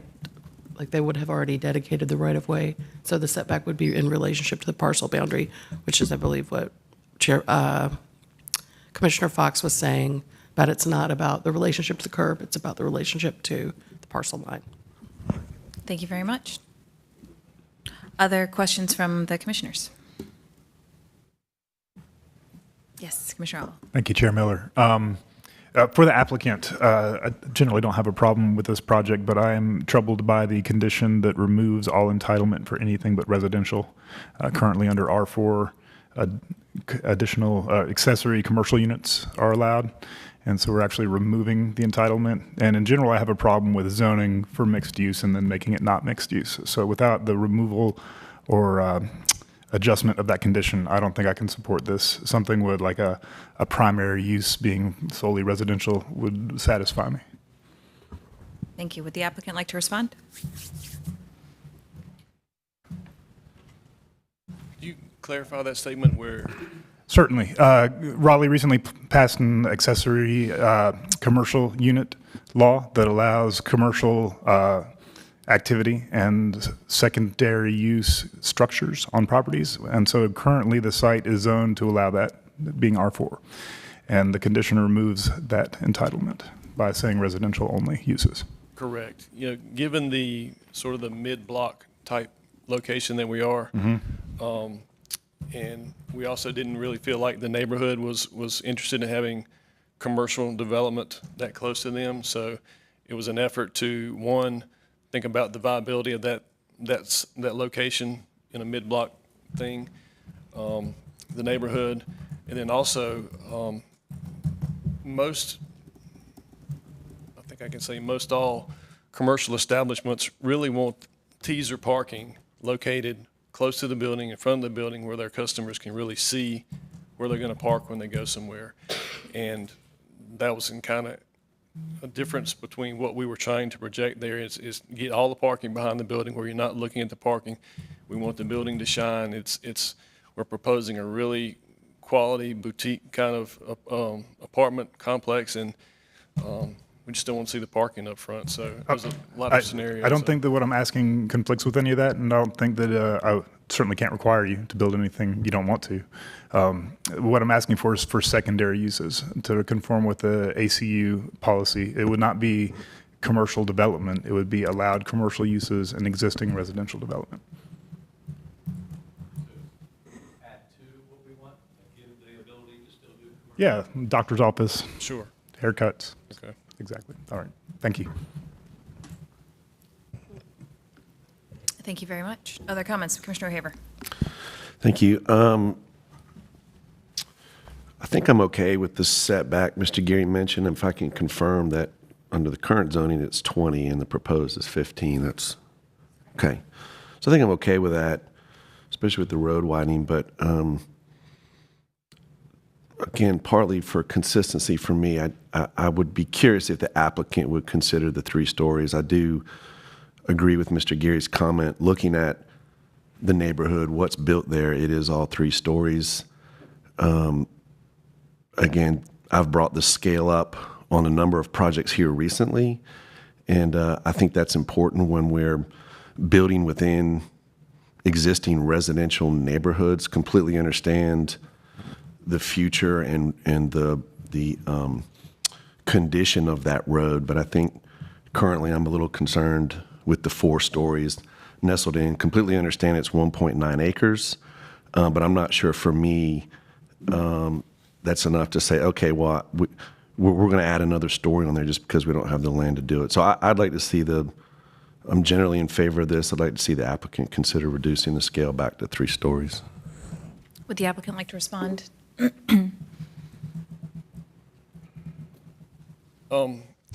It's just something we've been confronted with for a while. You know, he's been at both of our neighborhood meetings and providing great comment and feedback. And, you know, like we said, we've been trying to be very transparent. By limiting or going from 4-story to 3 stories, it essentially cuts out 25% of the total unit count that we feel like we can get there.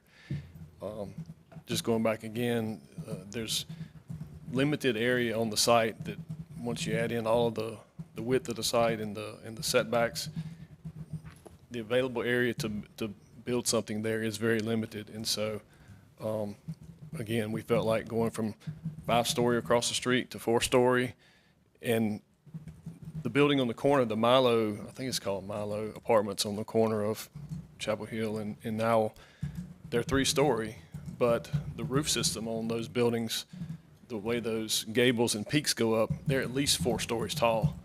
And so, you know, we're proposing a flat roofed building, which would be very similar to the height of those buildings there. Even the older apartment complexes they're there 3-story and back off the road, given their roof structures, the total height is going to be very similar to those buildings. So we just don't feel like we can go to 3 stories and make the project work. So.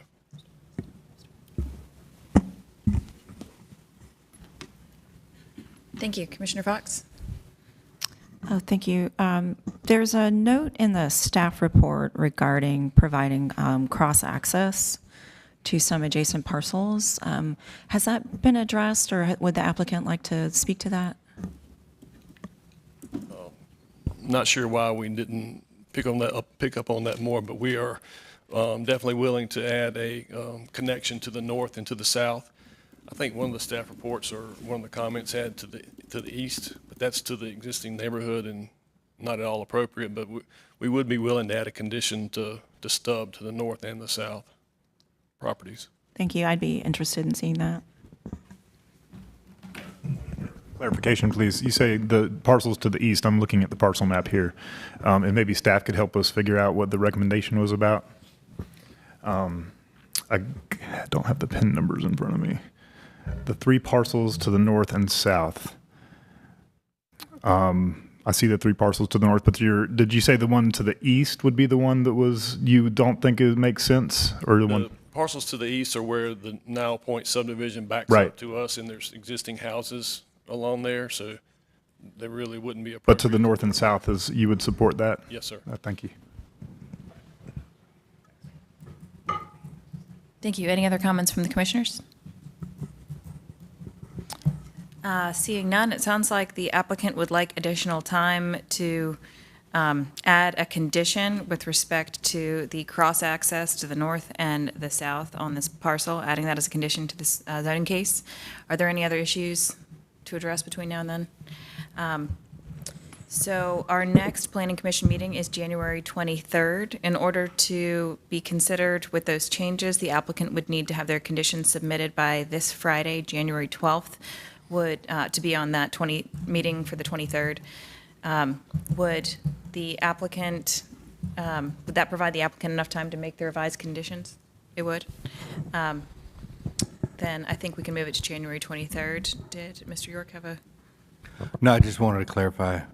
This Friday is the deadline for unsigned conditions for staff to review. It wouldn't have to be signed, so. Gotcha.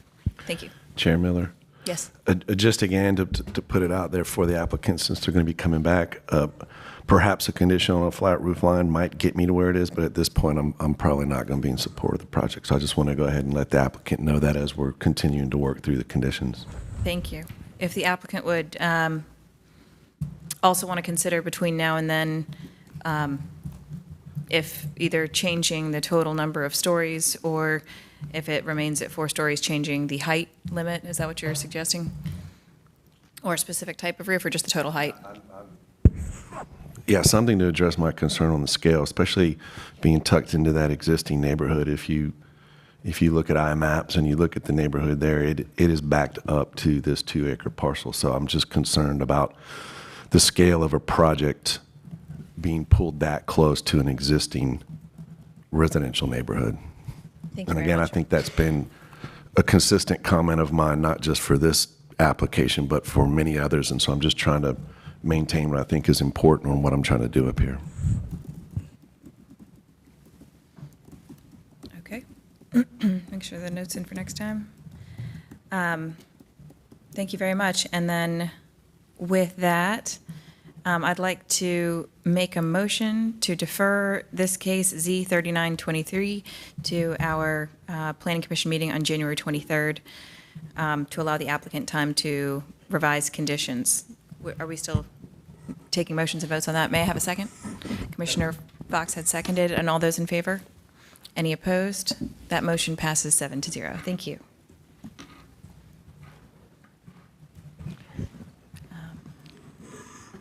Chair Miller, I'd like to excuse myself for a minute, please. Yes. Thank you. We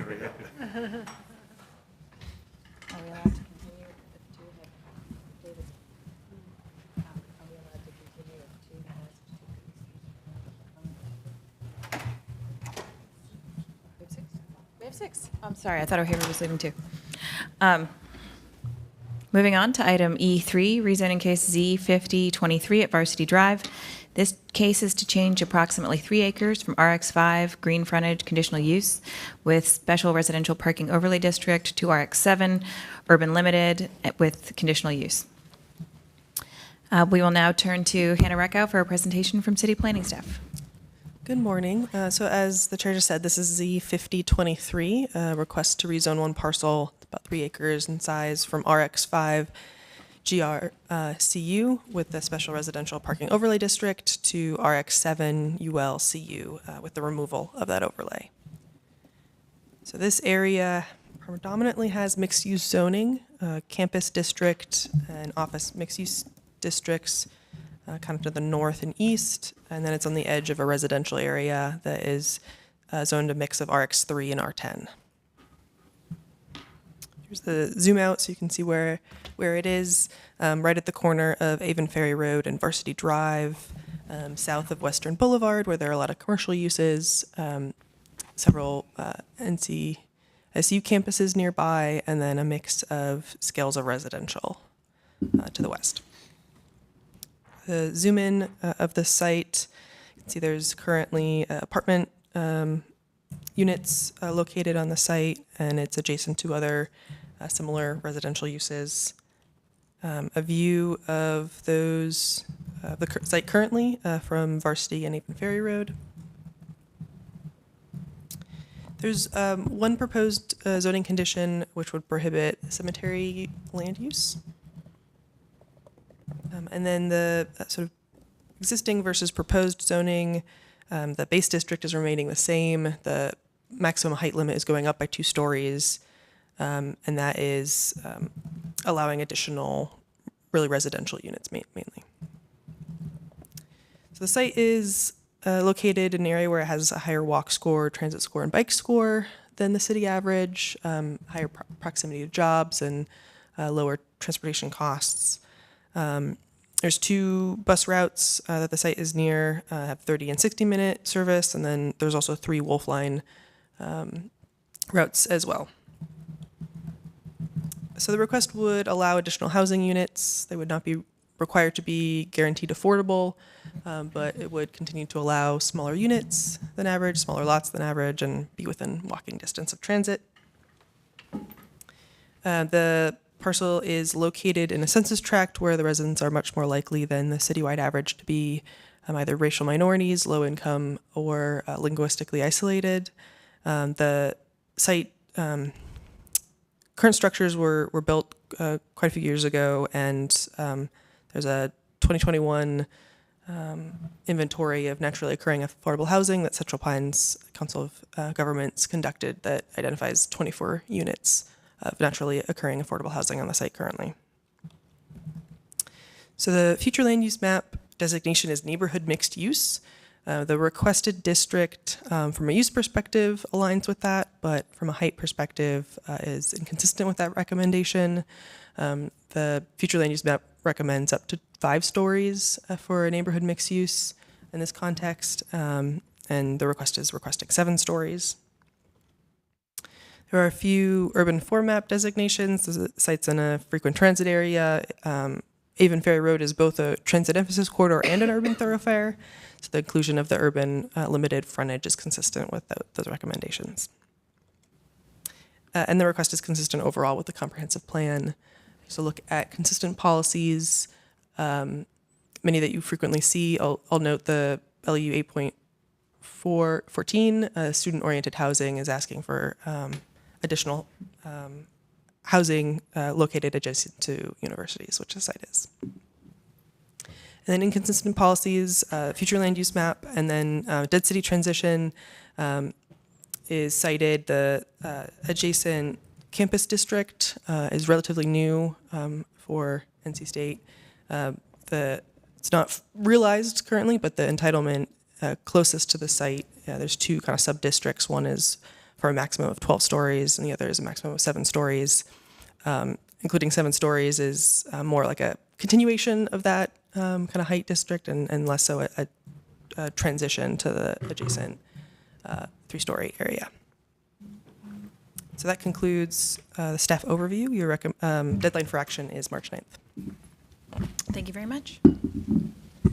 Moving on to public comment for those in support. The applicant and those in favor have a total of 10 minutes to speak.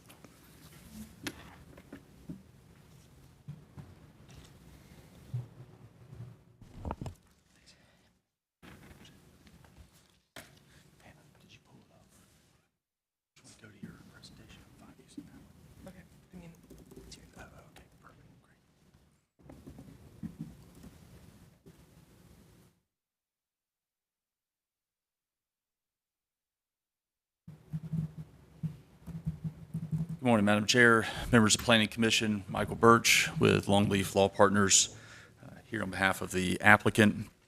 Thanks to Hannah for providing that great overview of the request. Again, the request is for RX7 with urban limited frontage. So keeping the RX base district, increasing the height 2 stories from 5 to 7, and then going with the urban limited frontage consistent with the urban form map. The purpose of this rezoning request is to facilitate redevelopment of the property for multifamily project that is within walking distance to Centennial Campus, main campus, the Mission Valley Shopping Center is just over a quarter mile or so north of the site. There are sidewalks in all directions along Avon Ferry and Varsity Drive as well. And as mentioned, there are 2 Go Raleigh, I believe 4 or 5 Wolf Line routes that serve this property as well. So it's well connected both in terms of walking and bus transit. Again, the staff report noted our consistency with policies that encourage locating density in this type of area.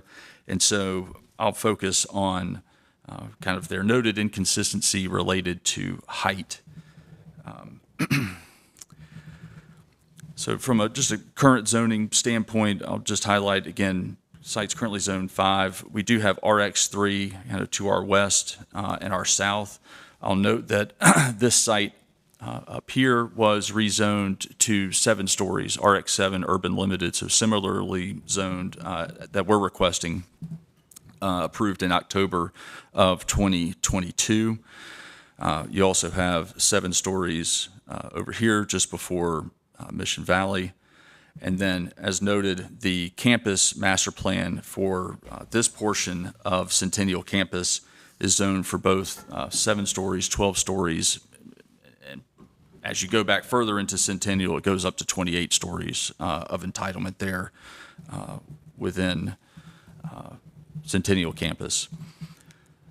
Also want to note that this site sits between 10 to 20 feet below the properties to our south and to our west.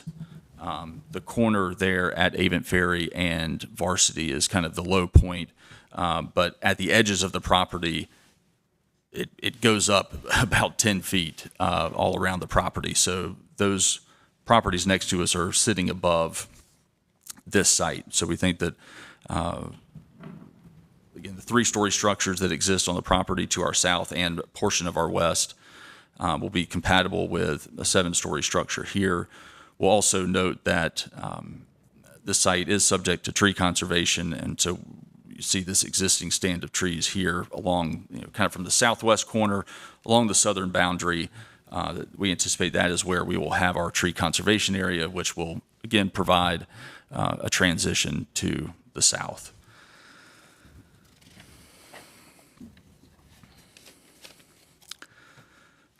So we think, given the property's location at a major intersection, given the surrounding zonings, we think that 7 stories is appropriate here. Want to touch on the 2 items kind of identified in the staff report, one related to bike share, the other related to affordable housing. First, for bike share, note that we have had conversations with the city's micro mobility staff. We understand that this site is within their kind of service area, search area, so to speak. Unfortunately, this time there's really nothing close by. The closest is a site in Dix, kind of off this map here, and not until you get to Hillsborough Street on the other side of main campus there. But we know that this site, again, will be 2 to 3 years before it's occupied. We are hoping that the system will continue to expand. We were hoping that there will be some integration with the city system and the university's transportation, micromobility transportation system that's used. And so we are willing to add a condition providing the bike share station and bikes at this location. And then with regard to affordable housing, the applicant is willing to commit to provide 1% of the site planned units or a fee in lieu, as has been done with recent conditions. That 1%, again, is of the total site planned units, not 1% of the delta between what's already entitled and what's proposed, but just 1% of the units that are ultimately approved for the site. We have been in conversation with our district counselor about those 2 items. Those were 2 that she had identified as important. We are kind of continuing that conversation. That's why you don't see those conditions in front of you all. We have kind of expect this conversation to continue, and because we think that there might be some shifting either of the percentages or of the size of the bike share station, that's, again, why we have not added the conditions yet. If Planning Commission were comfortable with making a recommendation and kind of highlighting that we should be applying, an affordable housing condition and a bike share condition, we would be comfortable with that, and that would allow us to kind of continue to work with our district counselor to kind of finalize exactly what those will be. But did want you to be aware that we are committed to adding conditions that address both of those. So I think, as identified in the staff report, we did hold our 2 neighborhood meetings. No one attended the first one. We had 1 attendee at the second one. I was just excited to see something occur here on the site. So happy to answer any questions that the commission may have. Thank you very much. Are there any other members of the public who would like to speak in support of this project? Seeing none, we'll move on to any opposed. Those opposed to this case have a total of 10 minutes to speak. And seeing none, we will bring it back to the table. Questions and comments from commissioners? Yes, Vice Chair Raines. Thanks, Chair Miller. There was a book of earlier conditions from 2016. Some of them obviously don't apply to the current application, but I would like to see some of these considered for the applicant. The uses, I think they had a list of uses that they would like to see restricted. Those include telecommunication tower, outdoor sports, bed and breakfast, hospitality, and a remote parking lot. See if the applicant would be willing to add those. Also, there was a specific item for materials, vinyl siding, nor ethos shall be used on the building facades. I'd like to see if the applicant would be willing to add that. And also, I have a separate question for the city, I guess. Are there any plans for a transit shelter or stop within the site?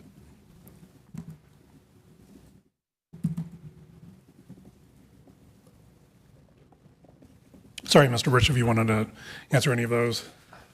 Well, I'll just address the two comments. Yes, you're right. There was a book of conditions from 2016. And again, I do want to emphasize that that was a very specific development that another developer had in mind at the time that has obviously since not happened. But I think those two items you mentioned, prohibited uses and the materials, I think that's something that we can address. Thank you.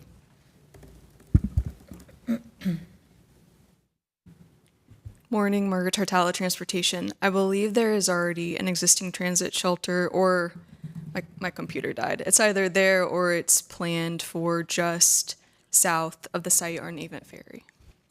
But that's where the stop is. It's not on this frontage. Okay. Thank you for clarifying.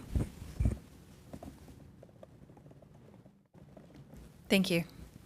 Other comments from the commissioners? Yes, Commissioner Lampman. How many units are, I know that what it's entitled to, but Right. what are we thinking? So in terms of what we're thinking in terms of site plan, I think we're anticipating somewhere in that 340 to 350 range.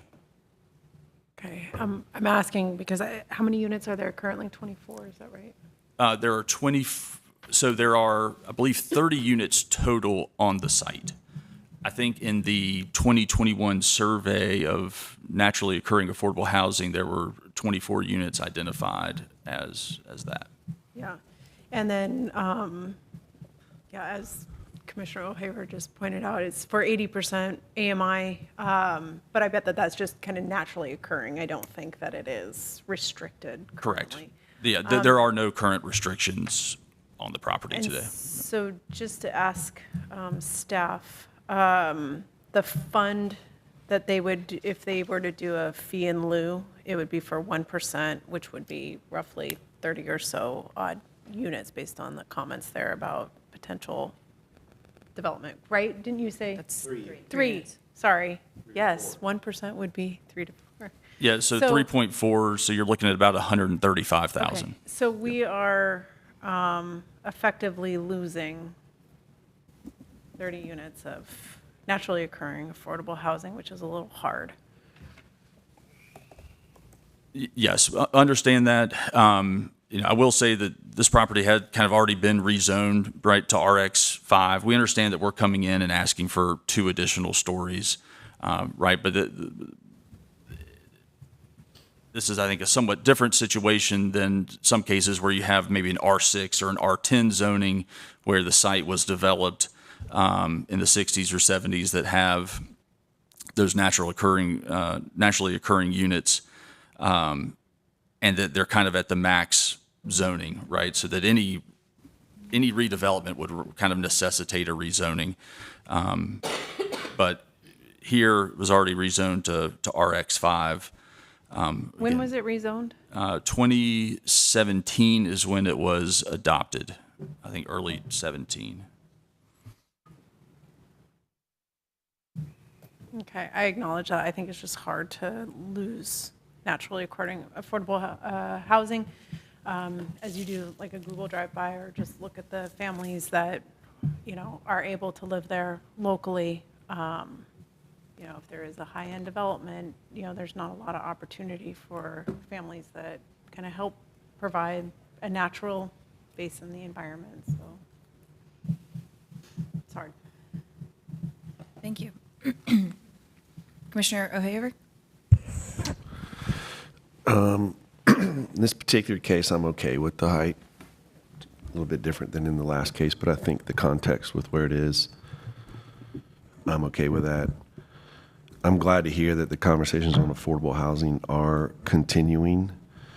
I agree that is a small number, but also understand both sides of the coin on it being challenging to commit to that. But just for the record, and again, I appreciate the ongoing conversations from the applicant with City Council, but seems like in this particular location, what that site's been used for, its adjacency to Centennial Campus and the ability for some additional affordable housing there, I think would go a long way to support that area and access to the university. So I'm just putting that comment out there for the record. Thank you. Would the applicant like to respond? No, appreciate that. And, we are looking to add, essentially 310 more units that exist there today in a place that is in a, hopefully a more walkable location, a more transit-served location than where those folks that might want to live here are living currently, right? I mean, I think part of the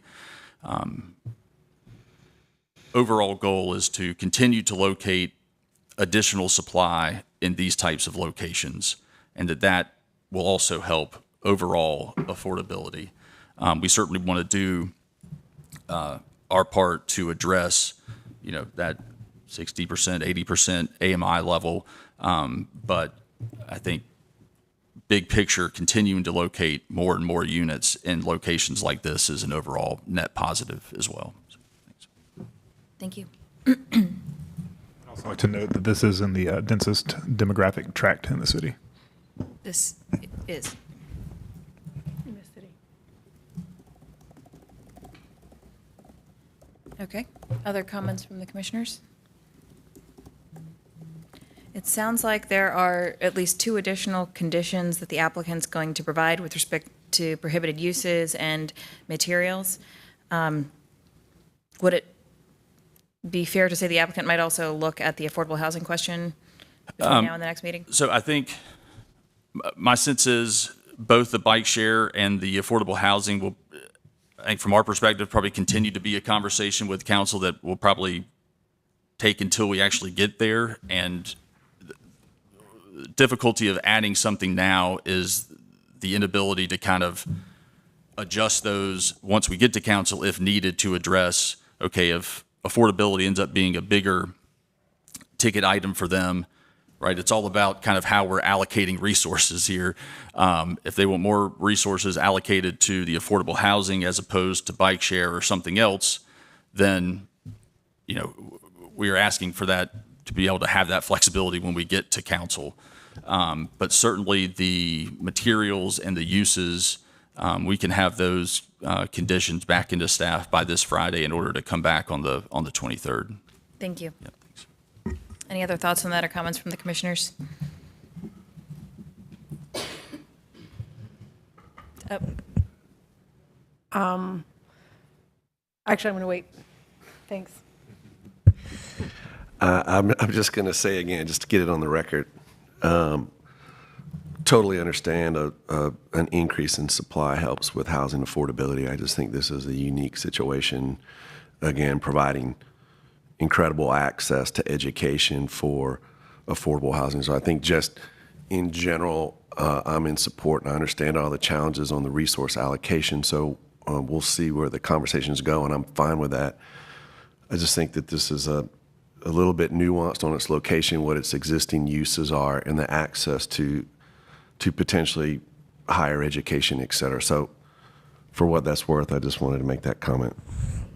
Thank you. Perhaps we continue that conversation at the next meeting. If we don't have full clarity on what the ultimate conditions might be, understanding they may change at council, I could see a motion with no recommendation, given that we don't know what those final conditions might be. Or if you appreciate it or think that it's warranted, this rezoning case as it is, obviously, then it could still be in support. But Yeah, for the that might applicant, provide some I'm flexibility. generally in support, so yeah. Okay, thank you very much. Then with that, I'd like to make a motion to. Oh, sorry, move the case. You No. said you wanted to I'm okay. I'll probably just make a comment at the end if we're going to, I'm not sure exactly what our action is right now. I was just going to defer the case so that they could make the two changes. That's fine, then I will defer my comments. Excellent, fantastic. So in that case, we will defer this case, or I'd like to make a motion to defer this case to our January 23rd meeting to provide the applicant more time to submit revised conditions. Do I have a second? Commissioner Lampman has seconded. Those in favor? Any opposed? That motion passes 7-0.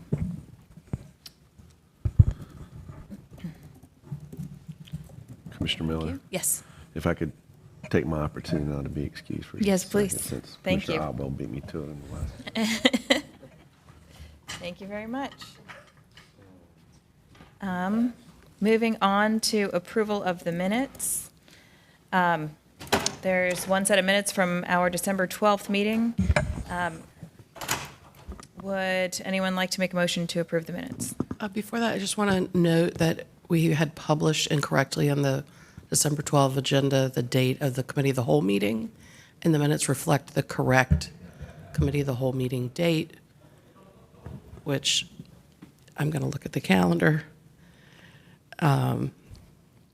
It's January 25th. That's a Thursday. We had the wrong day in there previously, and I just wanted to say out loud, Committee of the Whole is going to meet on the 25th, and also that the minutes have been prepared to reflect the correct date. Thank you. I also want to note that there are no attachments of written statements from commissioners included with the minutes. If you all want that from your discussion of Z92, the Newbern Avenue rezoning, would appreciate if you would make that part of your motion at the table today. The minutes are reviewed and approved by you. They're a record of your discussion. And Shanitha and I feel like it would be inappropriate for staff to be making the decision about whose attachments we include and whose we don't. So if you want that done, please include that in your motion for the minutes today. Thank you. Based on that comment, I think one particular commissioner who provided comments that I would think may want, but I can't speak to her on her behalf. I spoke with her yesterday, but really it's not about her. It's about what the commission wants. I get that. That's the point of my request. Would it be then inappropriate to ask if her comments could be added? Okay, I didn't want to do that without that statement, but okay, thanks. My question was going to be, my comment about the minutes was going to have to do with those comments. If anybody else has any input, I'd be willing to make a motion to include both myself and Nicole's, or Commissioner Bennett's written comments as submitted to Shanitha at the time. Yeah, that sounds good. Thank you. Yes, I would second that. All right. All those in favor? All those opposed? Oh, she submitted, they provided in writing just the full text of their motions. So the question is to provide the full text of the motions in with our written minutes. Any further discussion on that? Those in favor, to do the vote count again? Any opposed? That motion passes 6-0.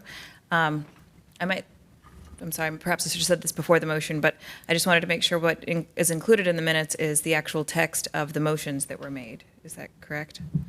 And not, I think there may have been some discrepancy between the motions that were made at the meeting and then some written comments that were submitted after the fact. The minutes are going to be a record of what happened in the meeting, Okay. regardless of what anybody wrote down outside of the meeting. Okay. Perfect. So what are we attaching then? The attachments, to Commissioner Chair Miller's point, the attachments and what happened in the meeting are not the same thing. I understand that. So what are we attaching? The attachment, the written comment that Mr. Otwell and Ms. Bennett provided, which in some instances are not exactly what was said in the meeting. Got it. Yeah. Okay, just making sure that that's clear. Thanks. Just to clarify, everyone on the commission received those comments via email, correct? Correct. Okay.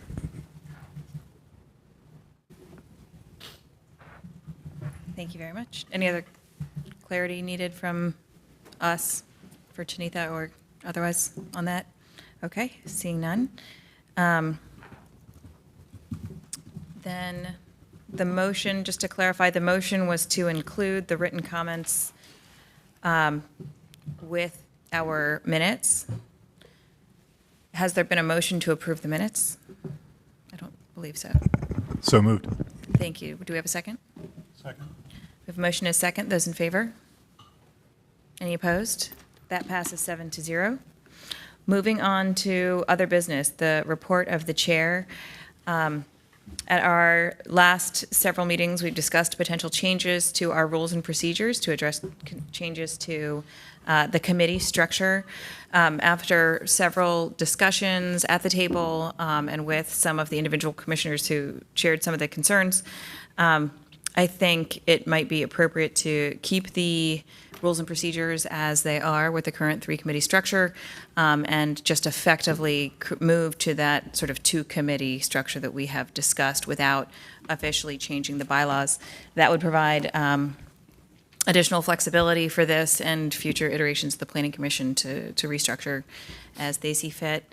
So then moving forward, the committee structures would change so that we effectively have the two committees that we've discussed, one being text change and one the committee of the other, and that those would receive the bulk, if not for now, the entirety of the work for the committees, for the full Planning Commission. I've reached out to many of you to discuss the committee structure for each of those. I haven't gotten a full chance to connect with everyone, so I will wait to do that between now and the next meeting.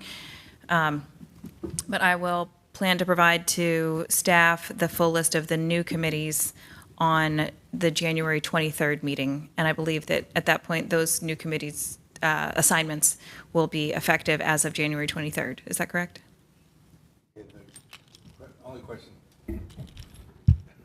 The only question I would have is we have a strategic planning committee this Thursday. Yes. And so is that the same? So that's, yes. Is that the same membership that existed last year? So that, given that the committee structures have not, our assignments have not changed, that's what I was saying, I think they'd be effective January 23rd. So this week, there's a strategic planning meeting on January 11th, on Thursday, to discuss the affordable housing map, an update from that. That would continue to be under the legacy strategic planning structure and chairmanship and committee assignments for this coming Thursday. Yes. Well, in that case, I'll continue to reach out and discuss and provide an update to staff for our agenda on the 23rd, the new committee assignments. Thank you. And did we ever make a motion about the rules and procedures that we need to rescind? No? No. Okay. Thank you. And that is the report of the chair. Moving down the line. Thanks, Chair Miller. Nothing added to report. As noted, we do have our committee of the whole on Thursday, January 25th. 2 items to review for that meeting. Show of hands. Everyone at the table can attend? Okay, awesome, thank you. Thank you. Thanks. As stated, we do have a strategic planning committee meeting on Thursday. I think 3 of the committee members are not here. I texted 2 of them. I did not get a response. I think. I'll be there. Okay, so I will send an email out Wednesday to see if we have quorum on I that. spoke with Commissioner McCrimmon yesterday, and she said she would be able to attend Okay. this Thursday. So that's quorum. Yep. So we'll have it. Yeah. Thanks. All right, thank you. Since volunteering to be the liaison to the Stormwater Management Advisory Commission, the SMAC, I attended my first meeting and heard some discussion about the upcoming Stormwater Management Plan updates. So that will be coming to the Text Change Committee before too long. I met with my counterpart, Nicola Hill, on the Stormwater Commission. She is the liaison to the Planning Commission, and we're discussing ways to facilitate the flow of information between these 2 bodies. Stormwater doesn't have a direct official say in rezonings, but they have a lot of insight, and they do a review of rezonings that stormwater staff has identified as pertinent to stormwater concerns. So we'll continue to work to find a way to bring those reports to this commission. Thank you. Commissioner Fox. The Legacy Text Change Committee will be meeting on January 16th at 4 o'clock. The membership includes Miller, O'Haver, Otwell, Rains, in case you were wondering. There are 2 items currently listed on the agenda, one of which I know we got an email is available in the portal if you wanted to get a preview of that, the Clean Transportation Ordinance. Thank you. Commissioner Lampman? No updates. Thank you. No report. Thank you very much. I'd also like to note that on the 23rd, when we reconstitute the committees, we talked about a couple items today that might be referred to the new committee of the other, and I'll make sure to capture that at our next meeting as well. So moving on to the report of the Assistant Director. My only note is that we're having some technical difficulties with the meeting schedule calendar, and the link in my report is not working appropriately. I apologize.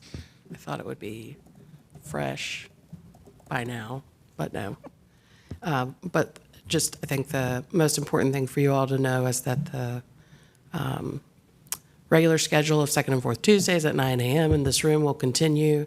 The exceptions to that are July, when you take a break, just like council, and then Thanksgiving, we typically move the November Committee of the Whole to the week prior, so as to avoid the Thanksgiving holiday. It's very predictable how Thanksgiving always falls on the Committee of the Whole day.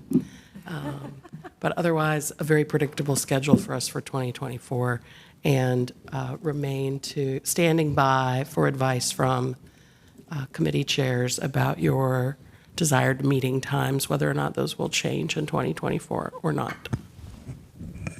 Thank you very much. And we'll discuss all that as well to clarify the final meeting times and put those in the next agenda as well.